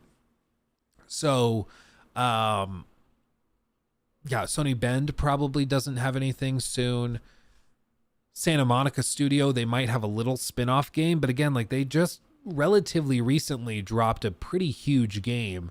So I don't know if they have anything. Insomniac, of course, is spoken for with that. And what else do they have? What other studios?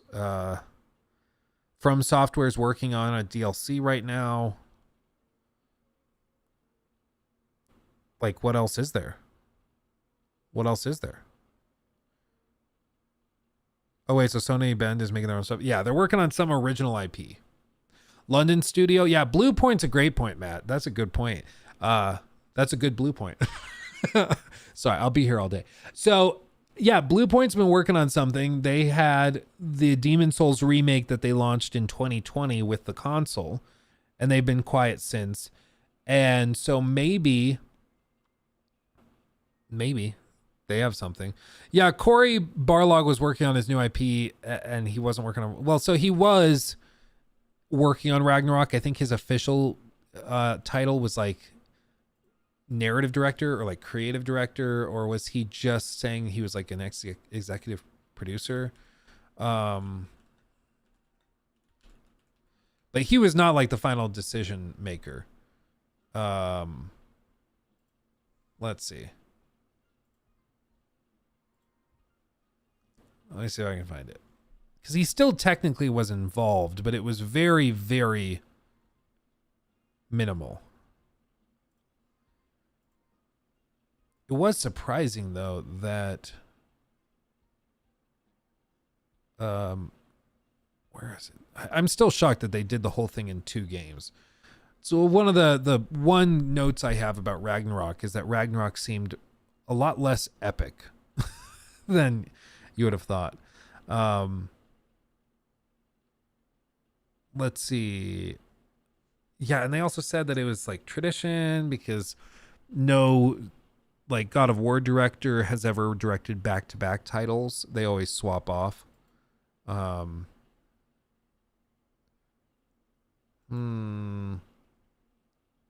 Yeah, he stepped into the role of producer.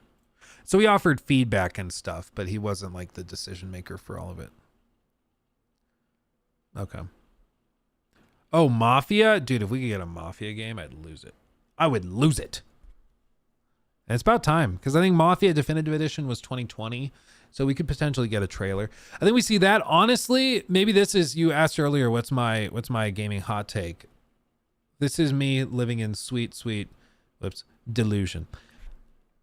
There's a real chance that 2024 could be a year of sort of a comeback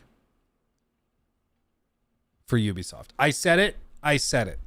The reason I said it is because we're about to get Assassin's Creed Red, which I think is going to hit the mass market, and I think a lot of casual gamers are going to eat it up.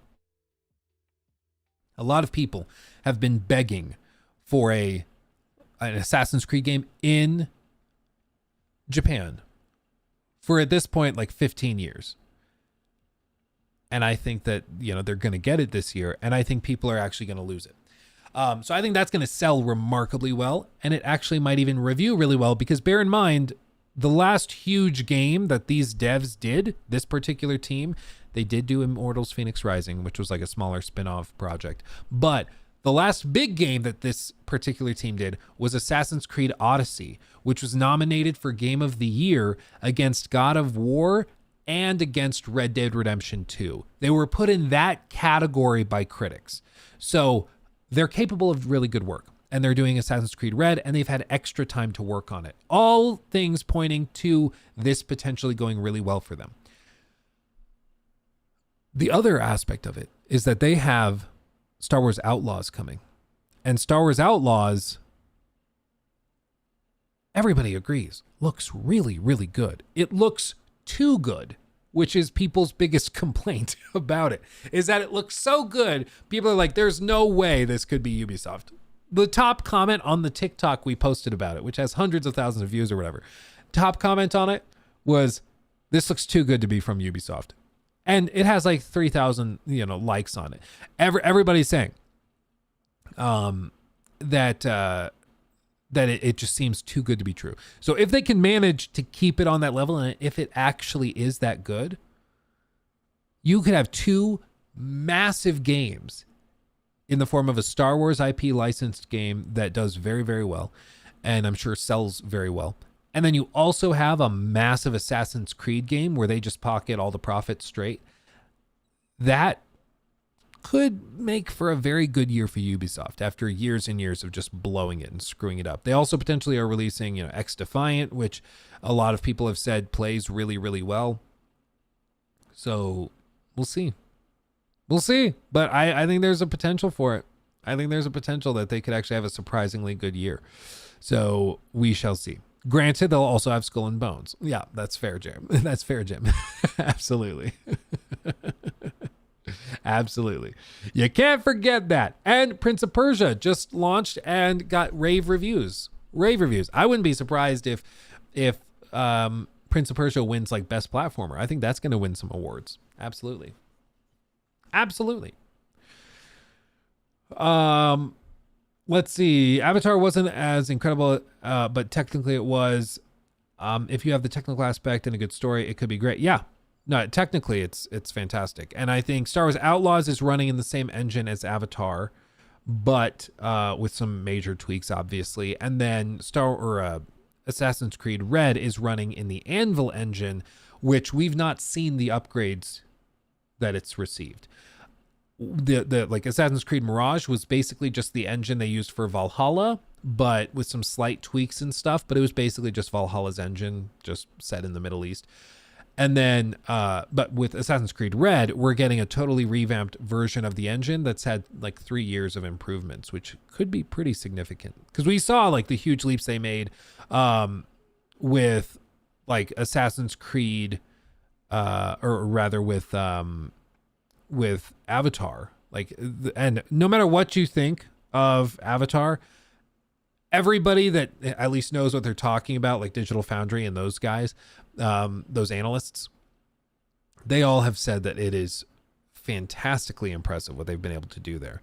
Like, fantastically impressive. It's crazy what they've been able to do with the density of foliage, the data streaming. It's just wildly impressive. Will you stream the Xbox show? Yeah, what time is it? At Xbox...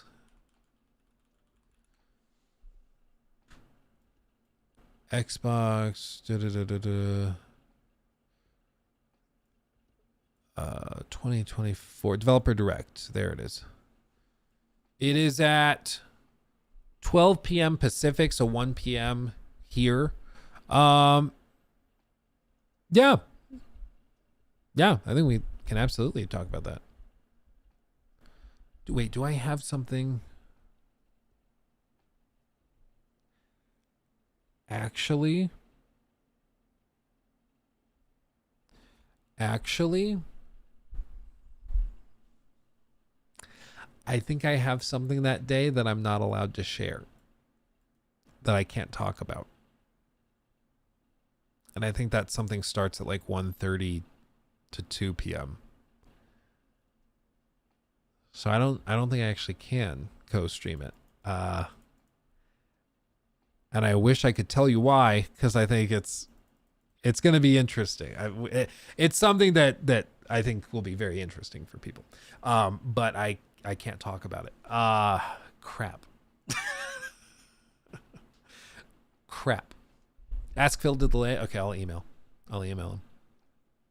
Is it feed content? Yeah, I'm filling out my roster of content for my OnlyFans. Yep. You can't rest. You can't rest. You got to keep working.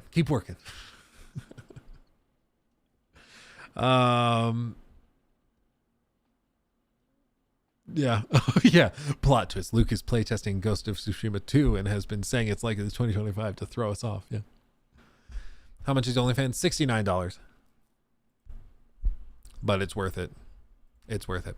Okay, let's talk about Phantom Blade Zero real quick. Let's talk about Phantom Blade Zero. I don't want to talk about that, otherwise I'll get in trouble. So let's talk about Phantom Blade Zero. So this is a game we just saw people mention this in chat. Oh, sorry, Jacob. Everybody say it with me. New segment. Okay. Now that's taken care of. So we've been talking about like Assassin's Creed Red. We've been talking about Ghost of Tsushima. We've been talking about all these games. And some people have been going in here and saying, oh, Luke, you got to check out Phantom Blade Zero, because this apparently is basically Ghost of Tsushima 2. It's basically like a little spin-off type style game. It's going to be really, really cool. And it seems interesting enough. As for whether it's like actually going to live up to that level of hype and expectation, I am a little more skeptical. We saw this trailer. When was it? Was it at like Summer Games something like that, or at the PlayStation showcase or something. I don't know. I think graphically it looks good, especially when you're cranking it at 4K and YouTube compression doesn't totally screw it up, which YouTube compression sometimes does. It looks graphically pretty solid. Where it stands out though is in the animations within combat. Yeah, this is the trailer that made all of us think it was Ghost of Tsushima 2. Yeah, it definitely has a different look. I think Ghost of Tsushima had a much more interesting art style. This has like your standard, I don't know how to describe it, but it's like over sharpened a little bit, I think. And the color palettes are very flat in comparison. Ghost of Tsushima has a very like highly varied color palette, whereas this is much more flat, much more gray. It's why oops, I just screwed that up. It's why to me it like feels almost like a PS3 to PS4 game, but like remade, because it has that same sort of art style and color palette. In terms of sequences and everything, like here you can see combat play out. This is what captivated people. Up to this point, everybody was like, I don't know. It seems like could be fun. But then they show how combat works. And people were like, okay, this is either really, really good, or they are scripting this and making it look like way better than it is. These little like parries and then like taking down two people at the same time. Crazy cool. Crazy cool. And then it's got like almost mech stuff coming into play. You know, as far as we can tell, a very minimalistic UI as well. Who knows if this is what it actually looks like when you're playing the game? Probably not. There probably is UI. They just turned it off for the trailer, but that's interesting. I like the look of that. And like they show some platforming, some exploration. So it makes you wonder how big the levels are. There's clear like Sekiro influences. Could be really cool. Could be really, really cool. So this got people really interested. People are going to check it out. I think it looks interesting. Like this boss fight looks crazy. He's just standing on the two horses while you fight in the wagon. That's awesome. Like I've always said, I think that From Software games could benefit from some more boss fights and sequences that are a little bit more linear like this. I think it could be really, really cool. There's some fights like that in Sekiro that they experimented with, but I think that for some bigger games like Elden Ring, it could be cool to see stuff like that play out. So it's interesting. It's interesting. But similarly to Star Wars Outlaws, people felt that the animation sets and everything looked almost too good to be true. It seemed like very scripted, like you're saying in chat, DN, almost choreographed. Just parts of it seemed too good to be true. So people were cautiously optimistic, but time went by and eventually we saw more information come from the developers and some more explanations of how it worked specifically. So this is a little interview from IGN posted 2 months ago, where they break down kind of how the game works and what it's comprised of.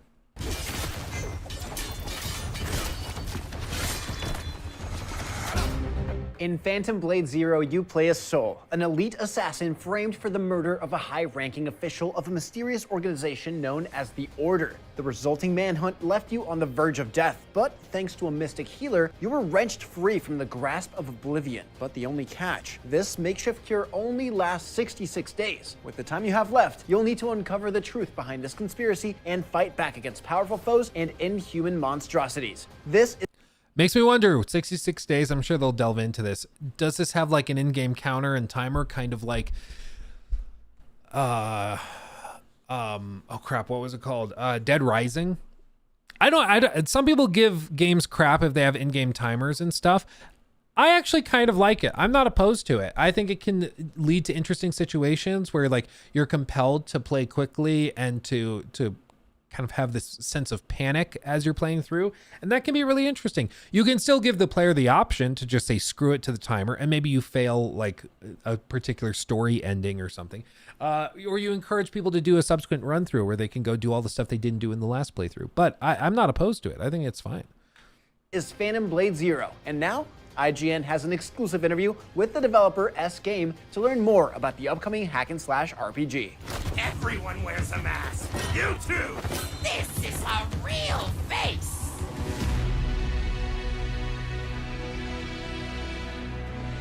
presented by Phantom Blade Zero. This is just an honest question because I don't know. But it feels like a lot of Japanese games, movies, stories, and stuff, they include in the English translations of the titles just like a random kind of number, and it doesn't really make sense in English why it's there, like Phantom Blade Zero or like Godzilla. Is it Godzilla -1 or something like that? Is there a reason for that? Is it something in Japanese that makes sense, but in English it doesn't really translate that smoothly? Like what is with that? You know, I don't know why it is. It's very common. Yeah, like Jujutsu Kaisen Zero. Yeah. I just don't understand what the purpose is. Like, is it just a language difference where like in Japanese it complements the name a little more, or it has a different context to make it make more sense? I don't know what the reason is. What's up, everybody? I'm Alan Wheeler, and joining me today is Mike Peng, Senior Vice President of Publishing, and Soulframe, the founder of S-Game and the creative force behind Phantom Blade Zero. He just goes by Soulframe. A baller. Okay. Soulframe, you studied architecture in Beijing and New Haven. How did this education inspire the development of S-Game and Phantom Blade Zero? You know, architecture is not only about building houses. It almost taught me everything that I needed to build a complete game, from traditional drawings to animations, from 3D modelings to programming, and also engineering and even budgeting and project management. So when I began to develop my first indie game, I was this so-called one-man army to do almost everything by my own. Now, game development is a mysterious and coveted profession. How did you get your start, and how did S-Game come to be? I finished my first indie game before my graduation of college, and after that, I moved to the US for my graduate school.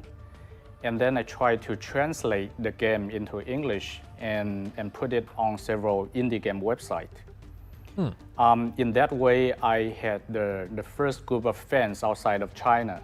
And yeah, this is even beyond gaming because it really helped me to overcome the loneliness and frustrations as an international student just arrived the country, because I didn't have many real friends in real life at that. I mean, I'll be real. I when I was in college, we had a lot of international like transfer students. I always did feel for them because it's like you come, you don't really have like the full grasp of the language yet, and the culture is very, very different. Let's just say coming from like a lot of these kids were extremely wealthy, so they're coming from like a very wealthy family in China, and then they come over and are like in the middle of the US in like, you know, the actual Midwest in Colorado, and you're trying to like figure out how to interact with all these weirdos that it's snowing outside, everybody's wearing t-shirts and stuff. It's just got to be weird. It's got to be weird. I've always felt for that because it does have to be very isolating and very lonely Moment. But it was tough in the very beginning. We had to face the reality. We had to make several free-to-play mobile games to survive. But I don't think this means we have given up on our dreams of making PC and console games. Actually, this year, I think it's a great opportunity for us to start the dream. The whole company, the whole team was so excited about the positive feedbacks that everyone gave us for the trailer we had. Well, the game is like the developers are Chinese, but the game itself is set in Japan, right? Am I just like totally wrong there? I thought that was the whole thing. I mean, maybe. I don't know.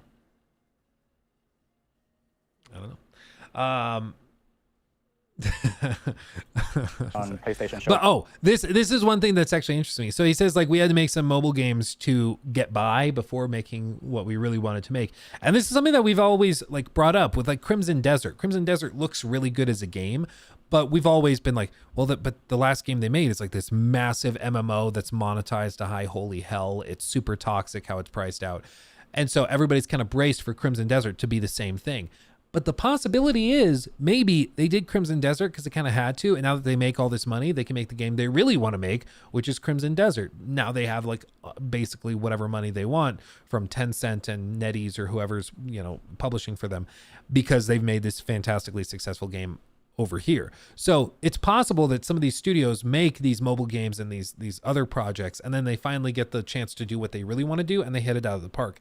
Maybe Hogwarts Legacy is another example where they did like Disney Infinity and Cars 3 Driven to Win and all of these other games, and then they finally get to make the game they really want to do, and it ends up being fantastic.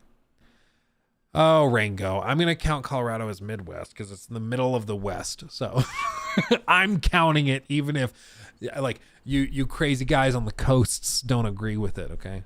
I'm counting it. Case. And yeah, we can't thank enough to everyone who loved us. And I think there's no better way for us to show our passion and appreciation to everyone. But just go forward and make the game as good as possible. Now, earlier you mentioned loneliness and working by yourself, but you now work alongside a team of talented developers there at S-Game. Can you tell me what it's like to work alongside a group of developers in a shared space as opposed to by yourself? Yeah, I think I'm really lucky to work with some of the most talented developers in China. And I think it's a process of inspiring each other. And we work in mostly old school way. I really love the old days or the golden age of PlayStation 1 or PlayStation 2, when the great games are made based on pure creativities and motivations of developers. And I think the passion of gaming is the key in S-Game, and we want to share this passion to everyone. Now, for those that are unfamiliar, what is the Phantom Blade universe? Yeah, the Phantom... Can I just say also, this is like a really cool way to do meetings. Like, I don't know if you've ever seen like how a lot of these studios share stuff, but it's always really cool. Like they'll gather in maybe a theater, or they'll gather in like a huge conference room and they share it. They get all the like team leads or devs that worked on this particular system together and they show it off.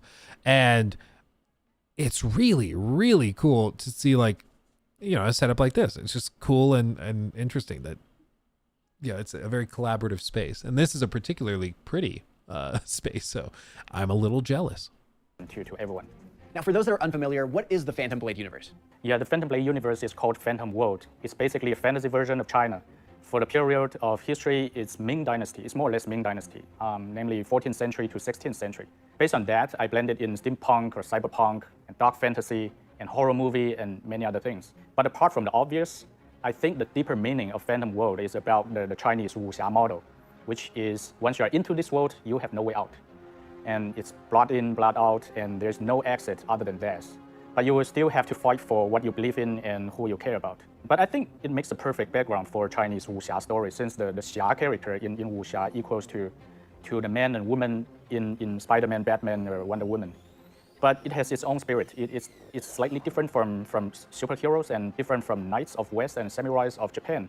It's someone who fight from the darkest and make hard decisions. Now, Phantom Blade Zero is billed as a rebirth of one of your first games, Rainblood. What's the difference? I feel bad for this guy. He's just sitting there. Like, let the poor bro talk. Just, you know, I feel bad. He's being a champ, though. I was just wondering, like, he's just sitting there. They're all volunteers. No, I think they said that they work for S-Game, and S-Game is a company that made, like, mobile games before this. Isn't that, like, the whole point? Isn't that the whole thing? I thought he just said that. Between the two, and how does Phantom Blade Zero build on what came before? Yeah, of course. Rainblood is 2D turn-based, while Phantom Blade Zero is 3D powered by Unreal Engine 5. But apart from the difference, I tend to emphasize the similarity and coherency between the two. Since Phantom Blade Zero is not coming from nowhere, it's a spiritual rebirth of the original work. So the most difficult part is always go back to the original point and grasp the essence of the original work. That's why I usually lock myself in my office to review the scripts and drawings I did 15 years ago. It's a very interesting progress. It's like have a conversation with a younger self. I always ask myself what indeed was the story I was trying to tell and what would be the ideal gameplay I would go for without the limitations on those days. Are there any features added in Phantom Blade Zero that you would have liked to include in Rainblood? First is the story itself. So the whole thing is based off of this like 2D game that they built. Okay.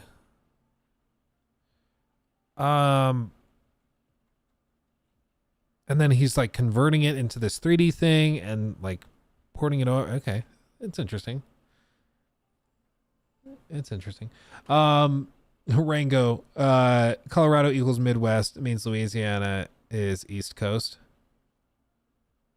Does that, but I feel like if you say Colorado is in the West, like, then what is like Nevada and California? Like super West?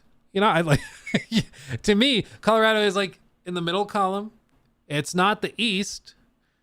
It's not quite central, but it's not like all the way to the West. It's like the middle of the West. I don't know.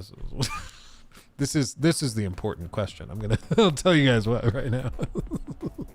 Complete walkthrough of Rainbow is like 2 hours, which is like a fragment of a longer story, and it's obviously too short. And in Phantom Blade Zero, I wish to present the full story. Secondly, I think it'll be the combat, because for the limitations of the tools and my capacities, I had to go with turn-based, and I was developing Rainbow. Obviously, we have changed it to real-time and fast-paced combo action RPG. And in Phantom Blade Zero, we would like to develop that style into something we call Kung Fu Punk. It's a complete way to present the style I wish I can do in Rainbow. Kung Fu Now tell me more Punk? about Kung Fu Punk and its origins in wuxia. Okay, let's say the real Chinese culture and the Chinese history is the basement. It's level 1. Let's call it level 1. And based on level 1, there are a bunch of novelists and filmmakers back in 20th century built a whole new paradigm of fantasy that we call wuxia today. Wuxia it's not a reality, it's a fantasy, but it's a fantasy different from swords and dragons, different from magic or science fiction. It has its own unique style and aesthetics, like the swords masters flying upon the bamboo forest in Crouching Tiger and Hidden Dragon.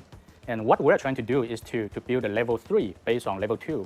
We keep the core idea of wuxia, but we blended in the elements inspired us. And I mean, I feel like with so much of this, it's almost like one of those interviews with Kojima where it's assumed that like he's the expert and that this is like a revelation of some fantastic like techniques and stuff, but I'm still very iffy on whether the combat is actually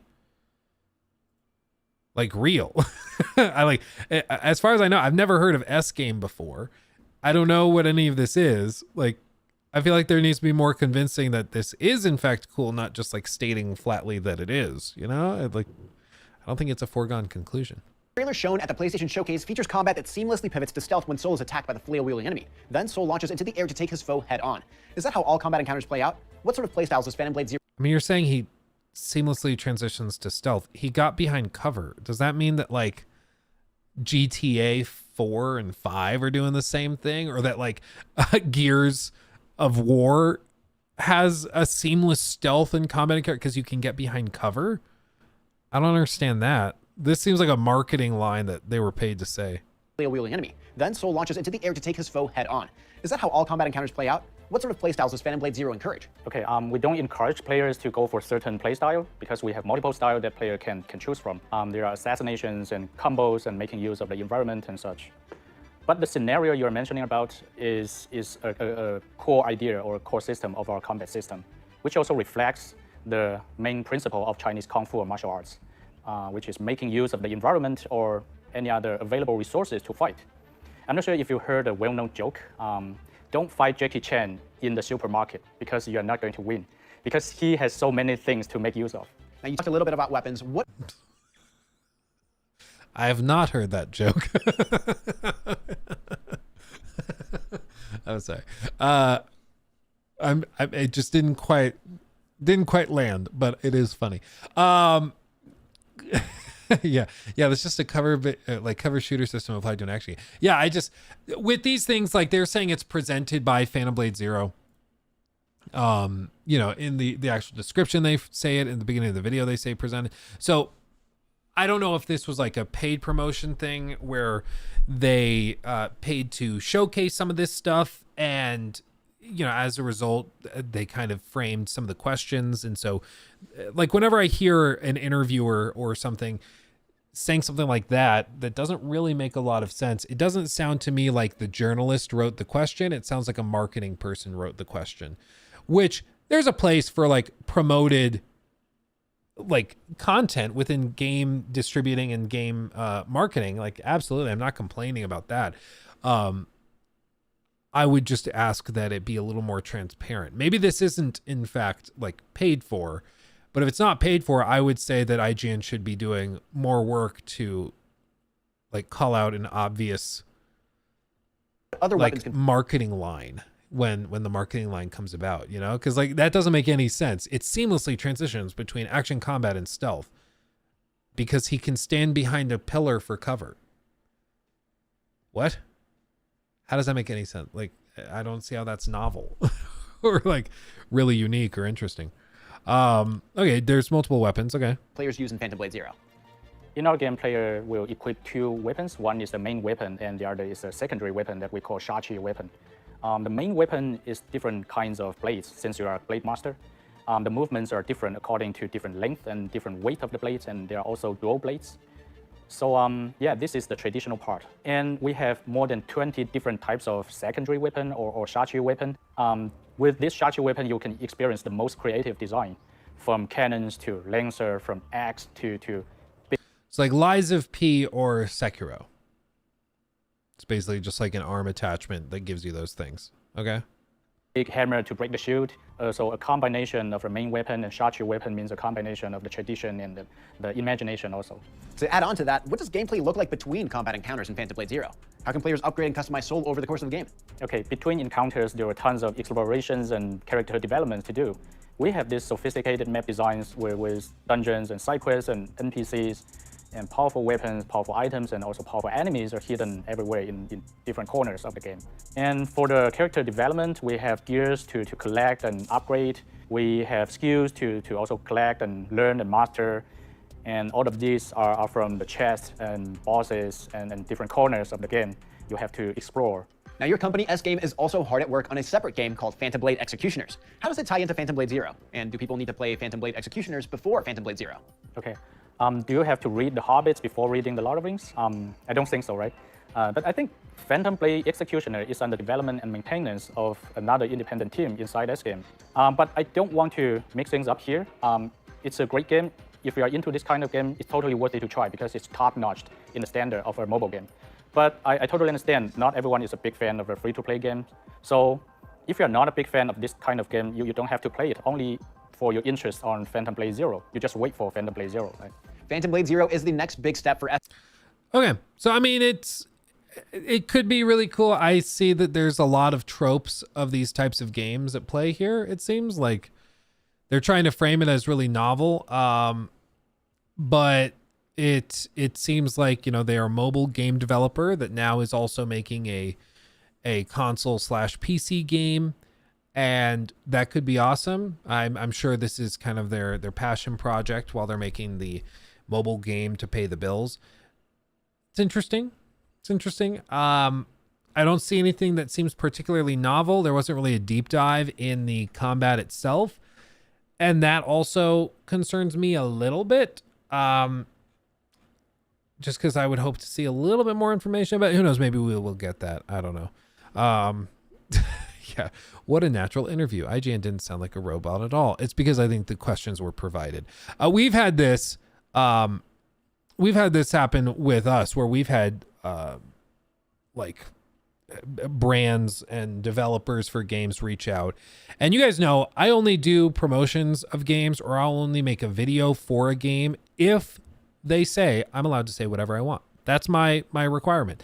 If you say, hey, Luke, try this game, share it with your audience, I'll say, okay, especially if they're paying me, as long as I'm allowed to say whatever I think, especially good or bad. Now, if I know the game is going to be bad, if it's like, hey, Luke, we want to pay you to make a video, like an I tried video, on the day before or something, and like I know that that's going to be a bad game, I probably am not saying yes. I'm probably going to be like, well, I need to be allowed to say whatever I think. And you can see the past videos I've done, full transparency. I have not, like, I've been a little critical prior to this. And I want to, because I don't want to lie to them or make them think that I'm going to promote it, you know, like, and pump it up, even though I'm not. So we try to be transparent with it, but the requirement is always that a company has got to let me say whatever I want to say. And if they are willing to do that, awesome. But if they are not comfortable with that, too bad. We're not doing it. And I've had companies reach out and they're like, we want you to describe it this way. And they provide, in quotation marks, word for word what they want you to say. This is why you'll see those ads on TikTok where it's like the person is like, oh my God, this game is so fun. And the character designs are so well crafted and artistically, it's so beautiful and all that. It's like, it just doesn't make any sense at all. It doesn't make any sense at all. And I'm like, nobody talks that way. I don't talk that way. I was never going to talk that way. This is not how it works. But a lot of creators, like, I think when you're starting out and for some of these like TikTok types, because it's so short, you know, it's like a 30-second video. You put it up and then people forget about it within a day. So they take it, even though it pays like $50, they take it, make that cringy video, and then it gets promoted everywhere and everybody hears it. And it's just stupid. But yeah, my requirement's always been for this type of thing, I have to be allowed to say whatever I think. And it seems to me in that IGN interview, maybe not, but it seemed that they were provided questions because I didn't sound like a human being talking. It sounded like PR questions. Real quick. Okay, 2 super chats. Thank you guys. James, thank you for the 2. Bella Ramsey threw shade at Jack Black. # canceled. I agree. Nobody disrespects Jack Black. Nobody. We must protect him at all costs. Let's see. And Crisco, thank you for the 5. Hey Luke, my super chat got canceled for some reason. Oh, weird. Do you have any update on PAX yet? I can check my email real quick. This one. Let me check my email real quick. Let us see. Let us see.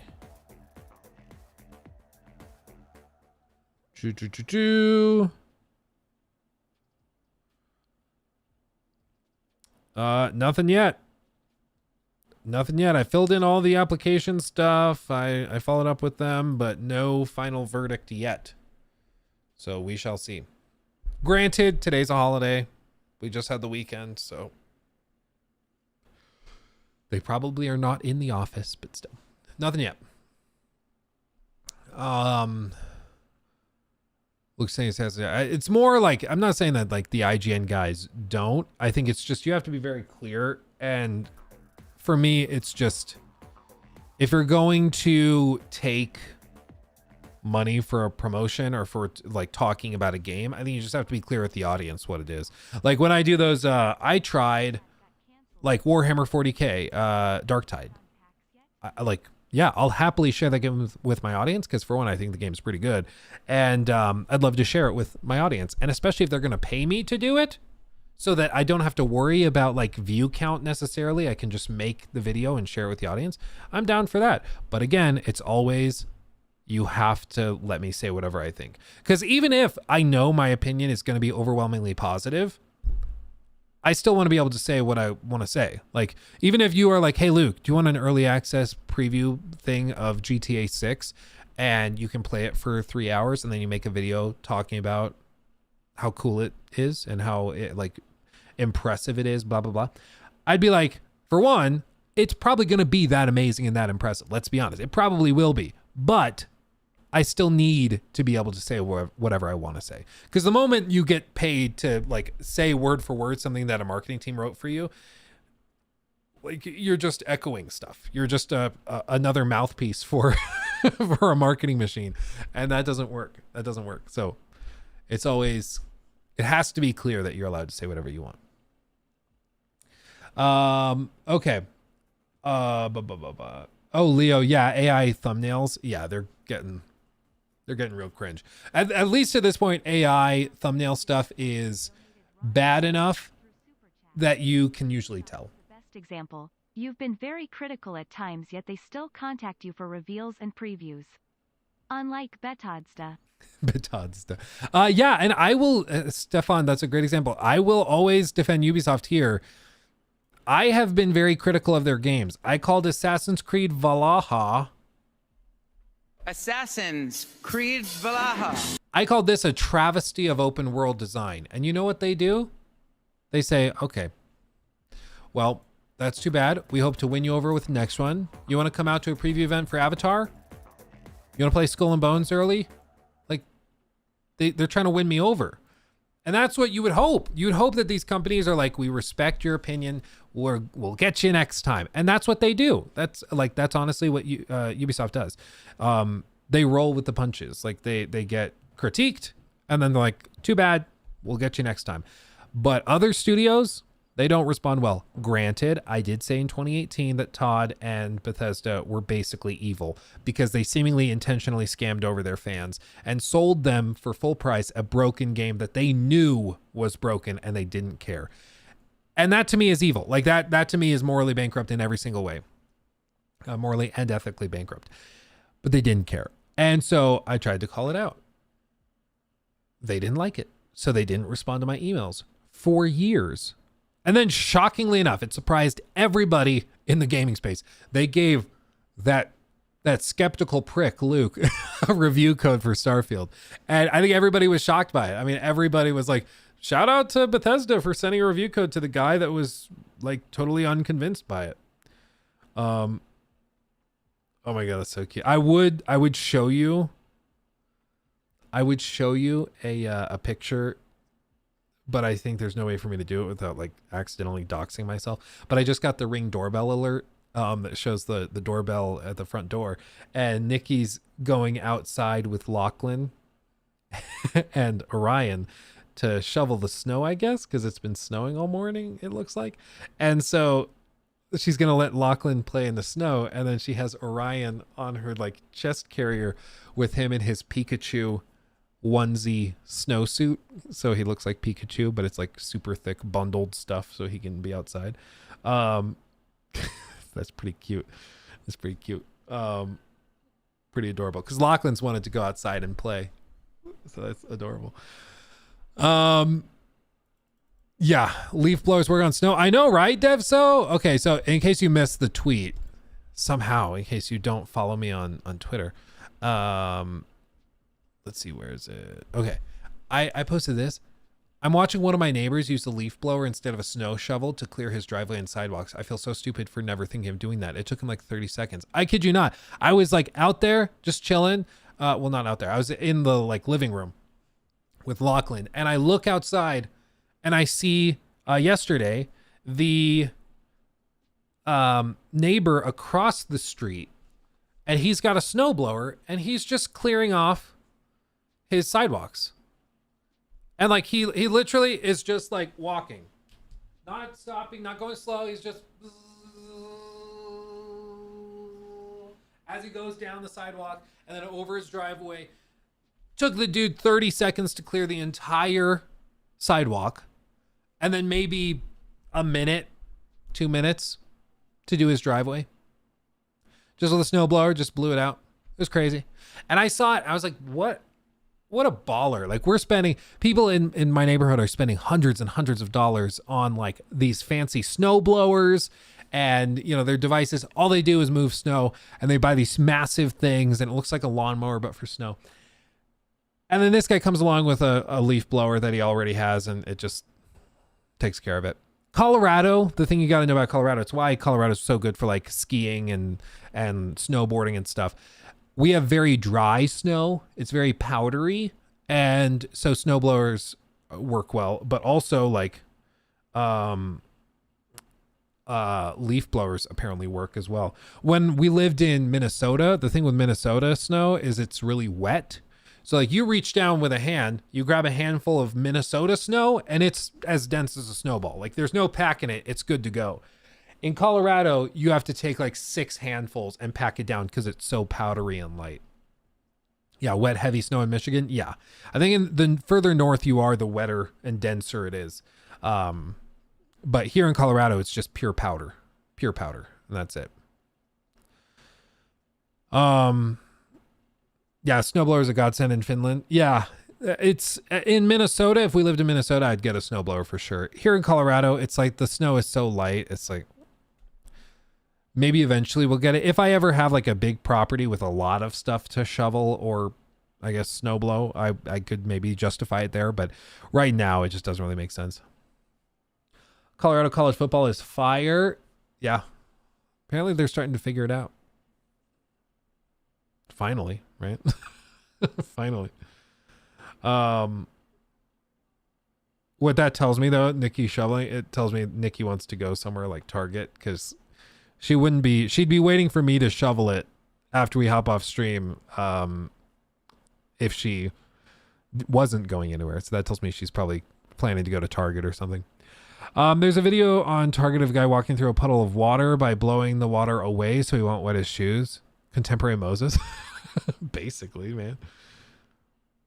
My watch keeps going off because we have like 4 cameras looking at the front of the house and front lawn and everything. After the swatting incident, I ended up just getting like an army of cameras for the exterior of the house. Overkill, maybe, but in my view, you can never be too careful. So that's where I'm at. That's where I'm at.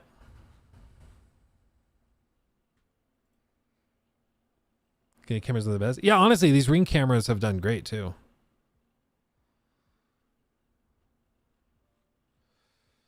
Okay.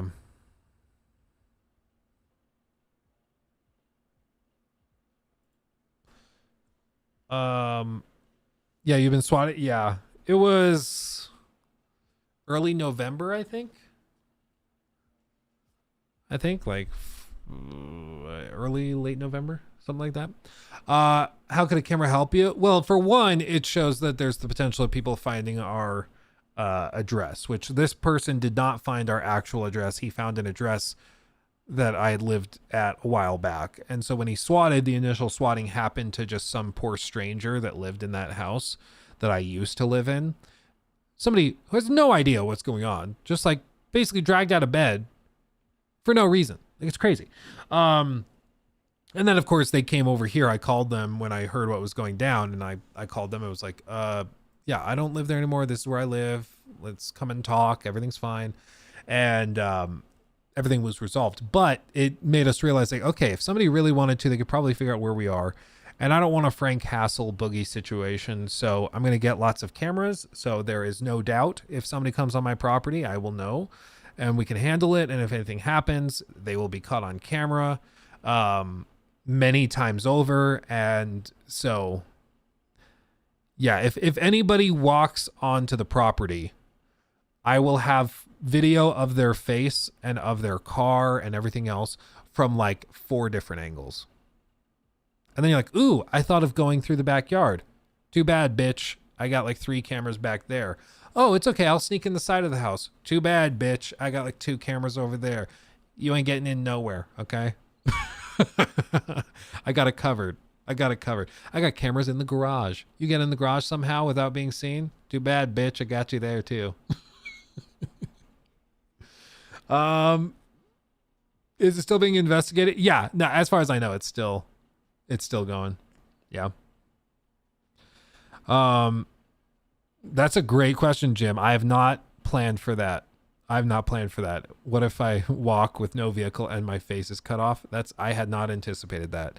If that happens, I'll be screwed. Yeah. But honestly, if somebody approaches my house with their face cut off, I will probably be calling the police anyways. Probably. Sorry. There's a monster in my front lawn. Like, oh God. Let's see. What, dropping in through helicopter? Yeah. Okay. It's not foolproof. Okay. Luke, what are you doing on the roof? I'm putting cameras on the roof. Why? Because of helicopters. I think Luke's losing his mind. Jeez. Let's see. Also good for Chris Watts type neighbors. Yeah, no, for real. It makes the neighborhood more generally safer. Like when there's cameras everywhere. You know, like they've interviewed. There was one article I read where a journalist went to a prison and they interviewed people that had been convicted of like burglary, just breaking into people's houses and stealing stuff. And they asked him, what were the main things that would make you say, not this house? And they always said, oh, if we were going through a neighborhood looking for houses to break into, of course we'd rather break into the fancier houses that probably have better stuff to steal. But if there were cameras, we probably didn't bother, but we still might if it looked like there was really good stuff inside. However, they said the number one thing that they would not mess with, that would deter them, is if they saw signs that a dog lived there. They would not go in the house. Which makes sense, right? Because like, even if you're like, oh, we have a gun, we'll take care of the dog and then we'll rob the place. The dog's going to make noise and bark, alerting everybody, most likely before you even get into the house, you know? So it makes sense. It makes sense. Get a doggo. Get a doggo, or get a big ass sign that says beware of dog. You don't even need a dog. The robber doesn't know you don't have a dog. They just see a sign that says beware of dog. And if your neighbors are like, they have that scary sign, but we've never seen the dog, it must be because it's so dangerous they have to keep it like in the garage or something. You're not messing with that house. You're not messing with that. Yeah, Schrodinger's dog. Exactly. Does it exist? Does it not? Who knows? Who knows? I will say, like, there was an interesting like debate we got into in college. I was in like a communications class, and they had a sort of mock debate at one point. And one of the guys, he got to pick his topic, and he picked the topic that it was immoral and unethical for communities and neighborhoods and cities to ban certain breeds of dogs. He compared it to racism and said that it was racist towards dogs to ban, say, Rottweilers in certain neighborhoods. For one, I was like, they're dogs, they're not people. So I was like saying that it's like he straight up brought up like Jim Crow laws. He's like, how is this any different than not allowing certain races of people into restaurants like they did during Jim Crow? It was like, it's a little different, dude. But anyway, but he argued that, and it was like, I think what was the statistics? It's like percentage of dog attacks by breed. It's something outrageous, like extremely tilted towards pit bulls. Breeds, types of dogs involved in fatal attacks on humans between 2005 and 2017. Yeah, I mean, pit bulls are responsible for more than all of the other breeds combined. All of the other breeds combined. Rottweilers are also very high. German Shepherds are usually trained to be like guard and protection dogs, but pit bulls are just built to hurt people. Like, that's what they've been bred for, is to like defend and protect and kill you in the process. So like where I live, you are not allowed to have a pit bull. You're not. Like, you can be ticketed and fined. You're not allowed to. Like, you can't. If it's found that you do have one, like, they will take it away. You can't. And it's because like they had, I think probably back, I don't think I even lived here at the time, but back in like the mid to early 2000s, there was like a horrific attack where a dog like brutally killed like a little girl, I think it was. And so they, at least this is what I was told, granted from the guy that thought it was racist, to ban certain dog breeds. But he like, there was some big dog attack, and he killed a little girl because like the owner was walking the dog down the street, and the little girl was walking with like her mother, and the dog attacked the little girl out of nowhere. And so the city government, as a result, like was obviously justifiably outraged, and so they like straight up banned that breed, which is crazy. It's crazy. But yeah, I remember that whole debate class. Everybody in the room was like, I think you can make this argument without like trying to compare it to Jim Crow. And like, this seems like a weird way of making your point, dude. Seemed like a little weird. Yeah, pits can be sweet. In my experience, pit bulls are sweet to their owners, and like their, whatever you'd call it, like their what the hell do they call it? Pack. Like they're nice to their pack. If you're within their family, basically, they are nice to you. What I will say is our neighbor in our last house had 3 pit bulls. It's one of the reasons we moved to a neighborhood with a very strict HOA, because they had 3 pit bulls that they would leave out in their front lawn while they worked on their car, and they were unleashed. And we would be walking like with the kids. This happened once, and then we stopped going on walks over there because we were going on a walk with the kids in the stroller, and the dogs charged us. And I don't know if you've ever been charged by 3 massive pit bulls. It's not a good feeling. You're like, okay, I'm like telling Nikki to get ready to run. And I'm like, I'm going to have my arms torn off. Here we go. Like, it was horrifying. Could have gone very, very bad. Very bad. And after that, I was like, okay, yeah, no. If you kept them in your backyard and you like had them chained up and stuff, okay, whatever. I still think it's like irresponsible to have them in the front yard when people are like trying to go on walks and stuff, but whatever. At least have them chained up or something. Because they might be sweet to you, but they aren't necessarily sweet to strangers. You won, right? I think we ended up having like the police got called because it had apparently happened to other neighbors as well. So like at one point, like the police were over there talking, and then we talked to the police also because we were like happened to be going on a walk at the same time the police had like pulled up, and we're going off, and we're going on a walk, and you know, police like rolls down the window and talks to us. But like it's a whole thing. Oh, hey Pikachu. Guys, it's Pikachu. You want to say hi?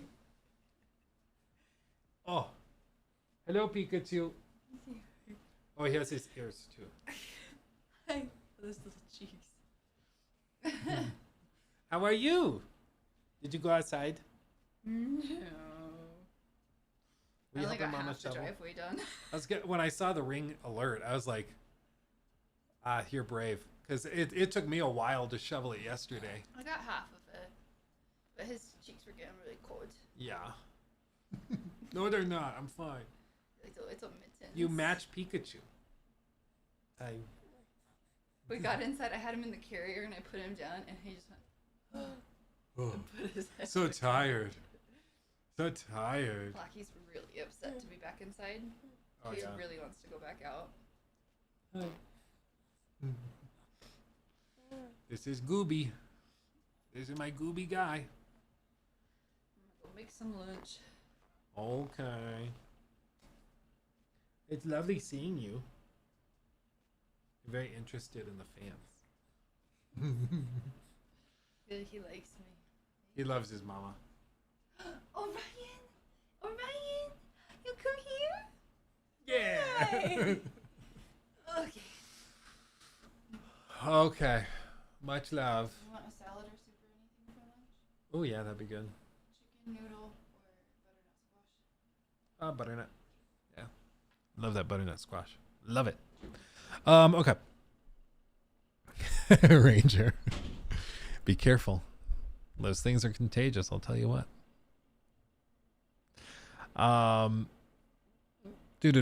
Yeah, chat, I agree. It's an issue with the owner. The problem is, like, within a city government, they don't know, like, there's no way of judging whether you're a good owner or not. Like, and that's the big toss up, is they're like, well, we can let you, like, let anybody have those breeds of dogs, but we don't know if you're going to be responsible with them or if you're going to leave them on your front lawn unchained and like ready to charge strangers.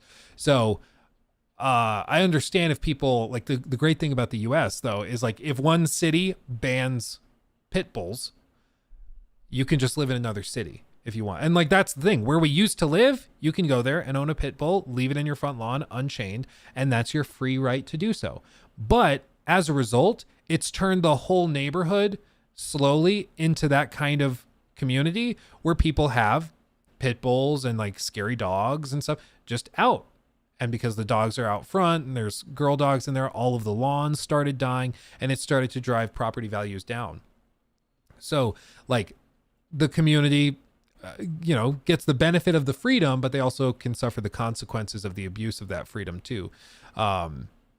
So it just, a pro and con to it. So like we moved to a neighborhood where they don't allow that, and as a result also, and combining with a lot of other stuff, there's other things at play as well, of course, but as a result of that, partially the property values are more stable and have maintained differently. So it's just, you know, there's the thing with the US is it's built around, if you don't like how this little bubble handles things, move to this other bubble.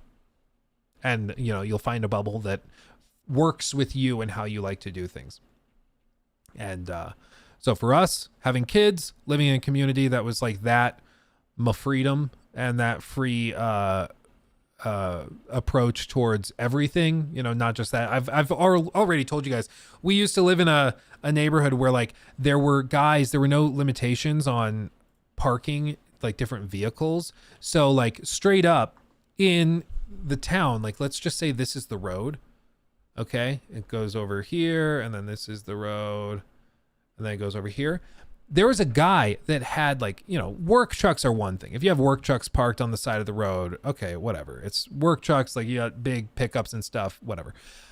There was a guy, though, because there were no restrictions in the neighborhood on what you could park, where and when and why, he had an actual crane. An actual crane. And he would park it like this. Like off the curb. This is like, you know, 8 feet or something off the curb, slightly over the walkway. So you can't actually like cross the street here anymore. This is supposed to be like a crosswalk kind of thing. And then like it crosses over to this area and this area. He would just like park a crane there. And so like, also, if anybody ever parked their car over here, hopefully not in front of the crosswalk, but over here, like you couldn't really fit through here to drive through the rest of the neighborhood. You would go, and this happened a couple of times, where like I would drive the car down to come out of the neighborhood, realize that this dumbass had done this, and then another dumbass had parked there, and have to turn around and leave and go out the back route through the neighborhood. It was insane, but there was nothing that anybody could do because there was no like HOA, there was no traffic monitoring or parking control. It was just some prick that would do this. And I to be fair, I never did this, but we had a neighbor who was also very frustrated by this whole thing because he drove like a big Ford F-350 whatever, and like worked for Excel Energy or something. And he had his own massive truck, and he could never get through this road, and it added like a couple of minutes or a few minutes to get out of the neighborhood the other way, the back way. But it was just annoying enough that finally one day this neighbor had enough, and after we were talking about how stupid it was that they were doing this, he was finally like, you know what, I actually went over there one time and I gave him a piece of my mind. And he said he went over to the guy because like it was a house that was like here, that the guy that owned the crane or worked at a company that had the crane, lived at, you know, and it's a nice little house. Like he's got the driveway over here, and he's got like the nice backyard that's all fenced in and everything. And he was a happy little camper, but he would just park his work truck right there, or work crane. And so he'd park it there. And finally this neighbor had just had enough, and he was seeing red. So he said, screw it, I'm going to go talk to him. And he walked over and he goes up to the door, pounds on it. And granted, he's telling the story after the fact, so it might not have been that accurate, but he said that he gave the guy an earful, and the guy acted as though he'd had the conversation 100 times. And he was like, this is America. I can park my he didn't call it a crane. I forget. It was like a pivoter or something. I don't know. But he's like, I can park it wherever I want. This is America. You can't tell me what to do. If you don't like it, go back to China, because this neighbor was Asian. And so it's like low key kind of racist too. But it was just like, this is my freedom. I can park it here. And the thing that was really annoying about it is he could have parked it like this. He could have parked it on the street like that, like a normal person, without disrupting anybody and not caused any problems. But he chose to park it like a dickhead because he could. And because if you didn't like it, It was a you problem. And like, this was something that drove everyone in the neighborhood crazy. And what I don't understand about it is that, like, this drives values down. Like, when you go through the neighborhood and say you're coming to tour a house and you're like, ooh, I want to go look and maybe we'll buy a house in this neighborhood. You're coming along and you're like, ooh, you're driving along. And then you see this prick has parked his truck like that. You're immediately going to go like, okay, so I already hate that guy. And then you come over here and also, you know, his whole yard is overgrown and dead at the same time. It's nothing but weeds. Because again, it's my lawn. I can do with it or not do with it what I want. So his property is just an eyesore and it harms the flow of traffic and causes all sorts of problems. And nobody wants to be his neighbor. Nobody. And as a result, the values of the houses go down because there's basically a cost associated with living next to this mongoloid. And so as a result, houses don't appreciate in value as much as a few streets over where everybody takes care of their lawns and parks like normal people, and it's fine. It's fine. You know, it's fine.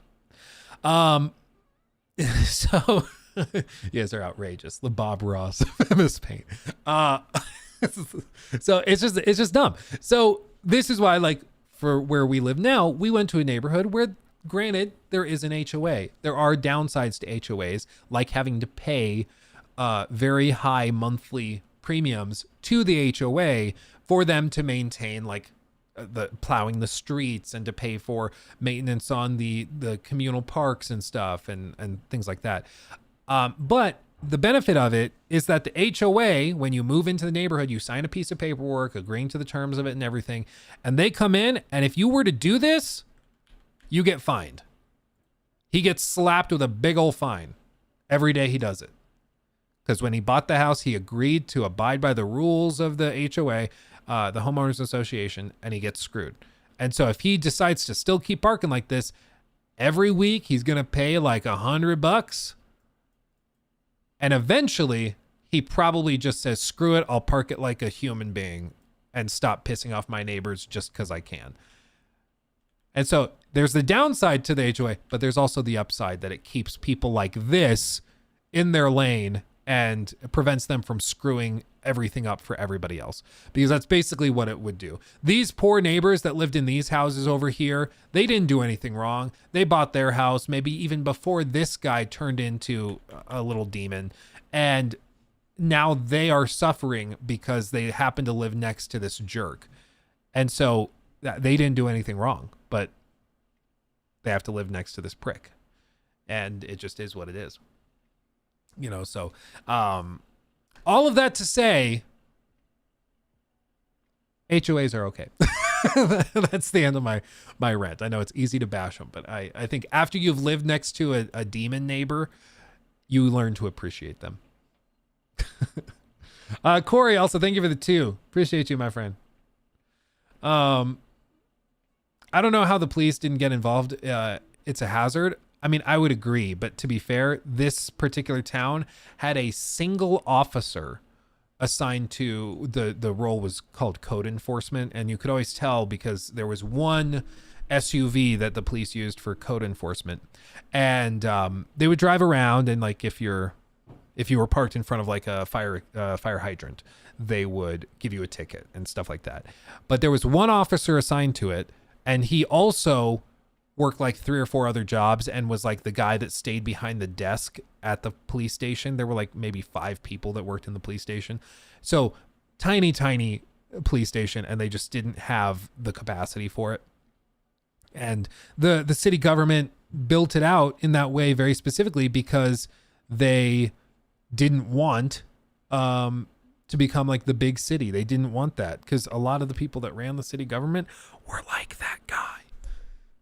Had all their crazy junk parked everywhere, had an RV parked in their front lawn, and even though it's an eyesore, you know, it's like, yeah, it's not an eyesore, it's a Winnebago from 1972. Yes, it hasn't been driven in like 35 years, but in its heyday, this was a nice Winnebago. It's like, it doesn't like, oh. Bob, had a big hoo-ha with neighbors regarding parking, was made worse by my bad memory, repeatedly leading me to call him Wayne. His name was Graham. Oh no. So he thought you were just straight up disrespecting him, and you were like, no, I'm sorry. I thought your name was Wayne. Oh, that's funny. That's funny. Oh man. Dude, dude, around here someone does shit like that. Some nails may appear in the driveway. Yeah, it's just maybe the community needed to just take matters into their own hands, but it drove all of us crazy, and it pissed off everybody in the neighborhood. And but like, again, there was just nothing you could really do. You really were limited, so you just had to go out and put up with it as best you could, and it just is what it is.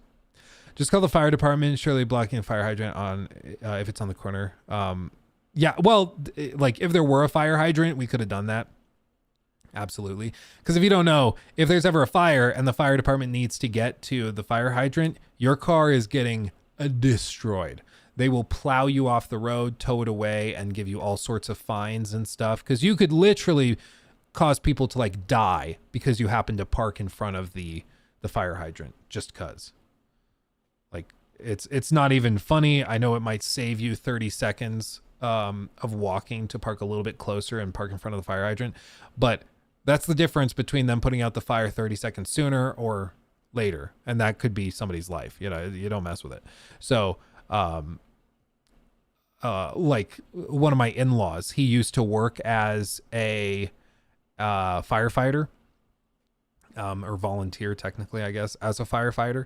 And he said, yeah, if they ever went to a location and they needed to get to the fire hydrant and somebody was parked in front of it, they got the book thrown at them. Like there could even be criminal charges thrown at you just to make an example of you. So it's not worth it. It's just not.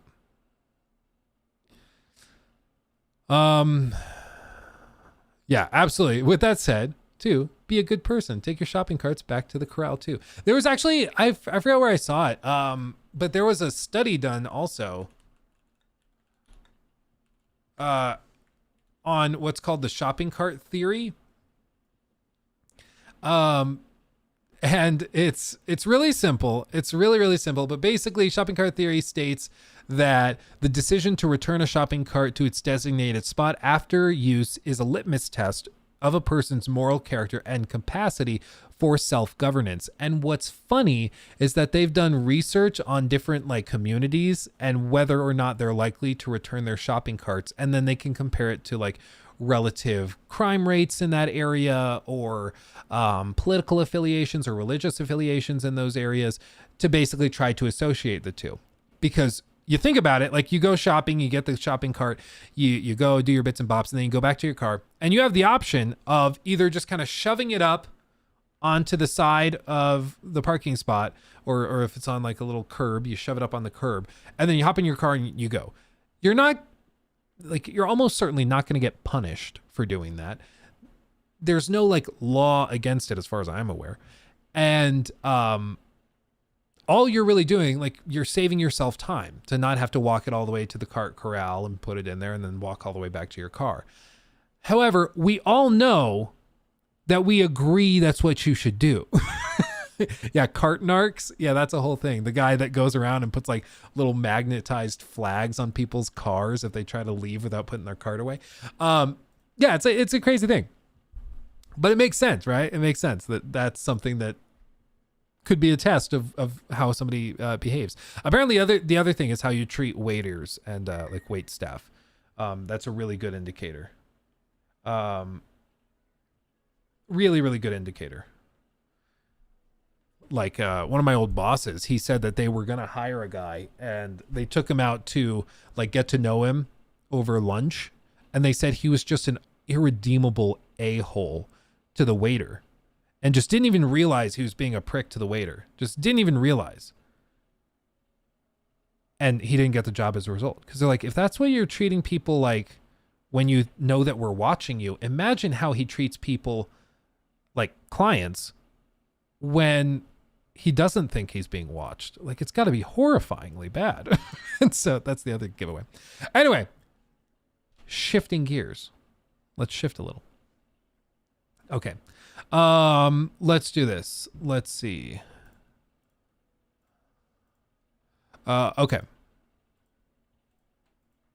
The other thing was this. I want to talk about this. So new segment. One of the upcoming games that has people most excited, at least as far as I'm concerned, and as far as I've seen in this community, is Dragon's Dogma 2. This seems to be a really exciting game. It's coming from a accomplished team, and it seems to be an awesome, epic game with lots of cool combat encounters, things to explore and find.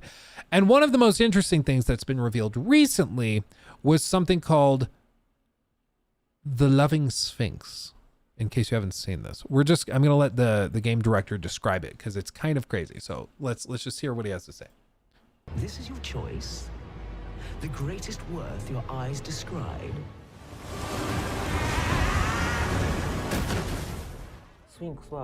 Ooh, thank you. I'm gonna have to read it because if you're just listening, you might not hear it. Hi, dude. Thanks, babe.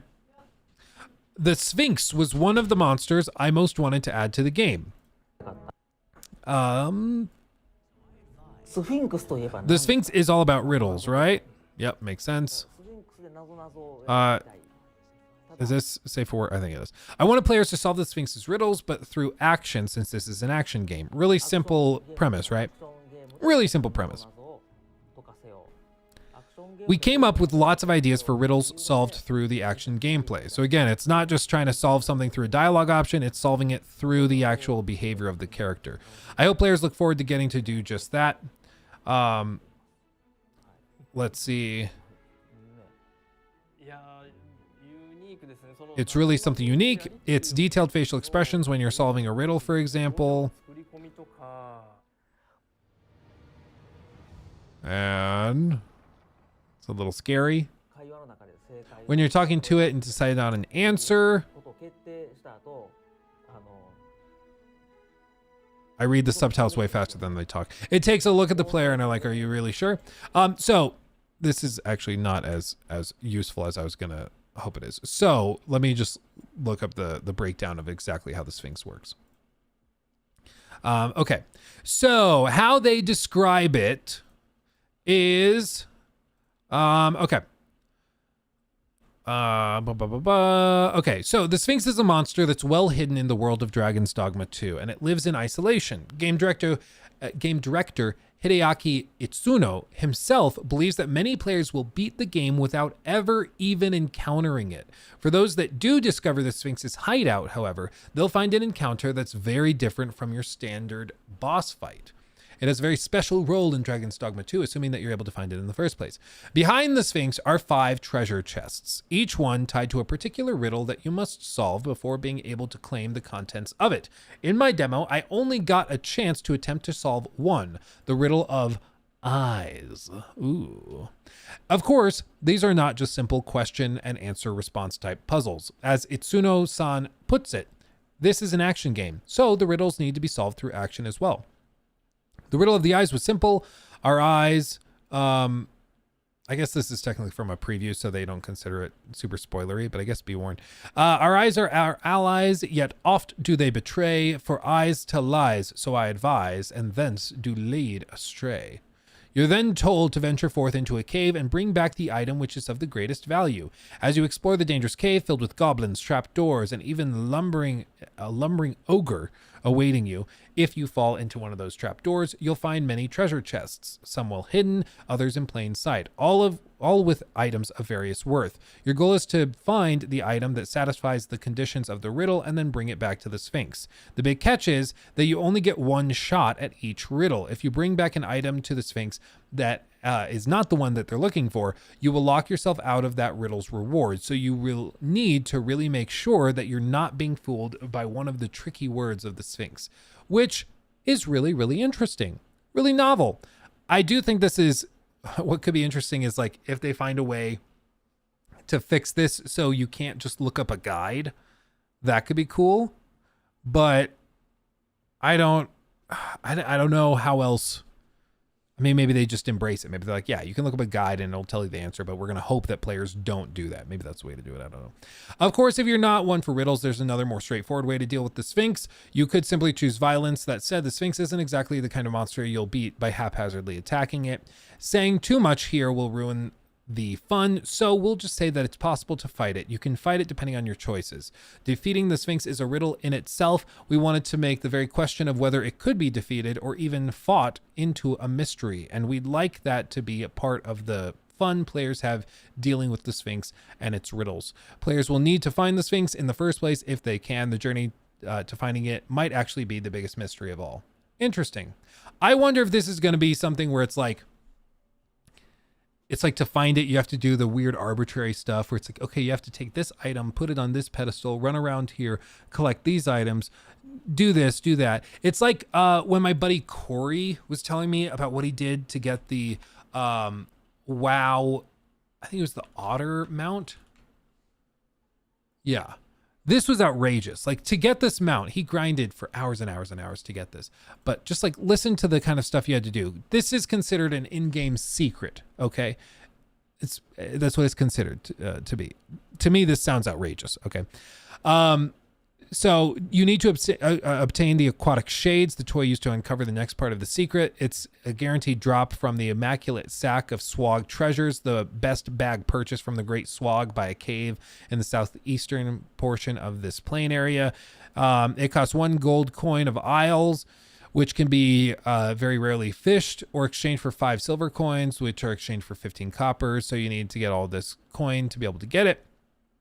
All coins can be obtained but while fishing in the Dragon Isles or defeating a lunker mobs in fishing holes, blah, blah, blah. Once you have the required coins, exchange for it. Cool. Next step, you got to obtain the empty fish barrel. With it in hand, you head to the bubble bath dive bar off the coast of the Waking Shores, north of the Obsidian Throne. At the bar, find a dancing mat and stand on it. You'll start dancing and get the debuff dance till you're dead. Once it expires, you'll pass out and wake up by the hissing grotto in the Waking Shores, just above the dive bar next to a barrel. Interact with it and loot the empty fishing barrel. Then you go down here. It's time to fish. You fill the barrel once you're done with the following fish, blah, blah, blah. You have to get 100 frigid flow fish, 25 calamitous carp, and 1 kingfin wise whisker fish. Wow. Okay. You do all of that. You return to the hissing grotto with the Waking Shores area. You found it. Once you find it, the auto will show up and give you the quick quest to obtain the mount. Like, how are you supposed to figure all of that out? Like, you have to have the shades before you do the next step. Otherwise, it's not going to work and you won't get the otter. It just doesn't make any sense to me that this is like, ooh, a fun puzzle. To me, that's not a puzzle. It's like, if you didn't have the guide, I don't know how on earth you're supposed to figure it out. Maybe there's more like quest lines that describe it that I'm not aware of, but that sounds outrageous. Absolutely outrageous. Yeah, good thing it was data mined before it released. Yeah, it's almost like they assume that you're going to data mine it. Like, I don't know how else you would figure that out. And so I'm worried that the Sphinx would be that kind of thing where it's like so arbitrary. You have to go here, do this emote for 3 minutes, and then you flip around and do that emote for 2 minutes, and then you have to run and take 10 steps forward and then do this other emote, and then you have to take this item out of your inventory, drop it, and then do the bowing emote, and then you can unlock the ability to go and find the Sphinx as the wall disappears. If it's something stupid like that, I'm not about that. But if it's something where it's like, oh, there's a very small crevasse in this wall, and then you can crawl through it and then get access to the secret hidden area, and then there's a really tough platforming section that you have to do, and then you can get through it and move on to the next area. That could be really, really cool. That could be really cool. Really cool. But I guess time will tell.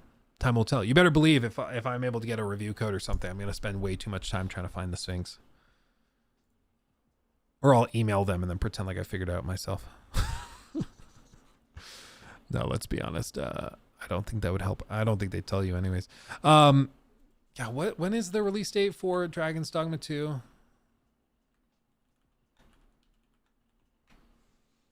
It's March 22nd. That's right. That's going to be cool. That's going to be cool. Oh, happy birthday, Jamie. Happy birthday.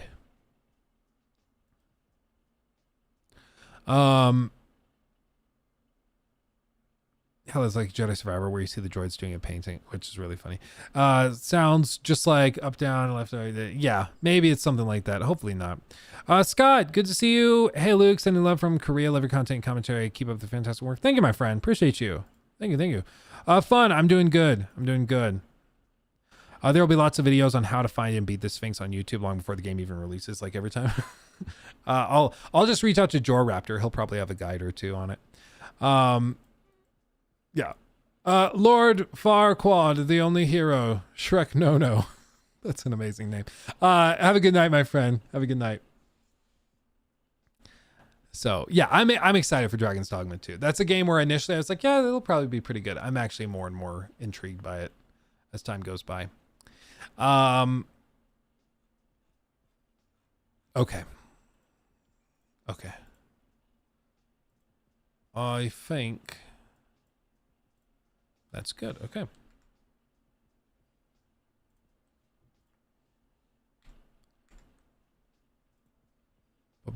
Okay.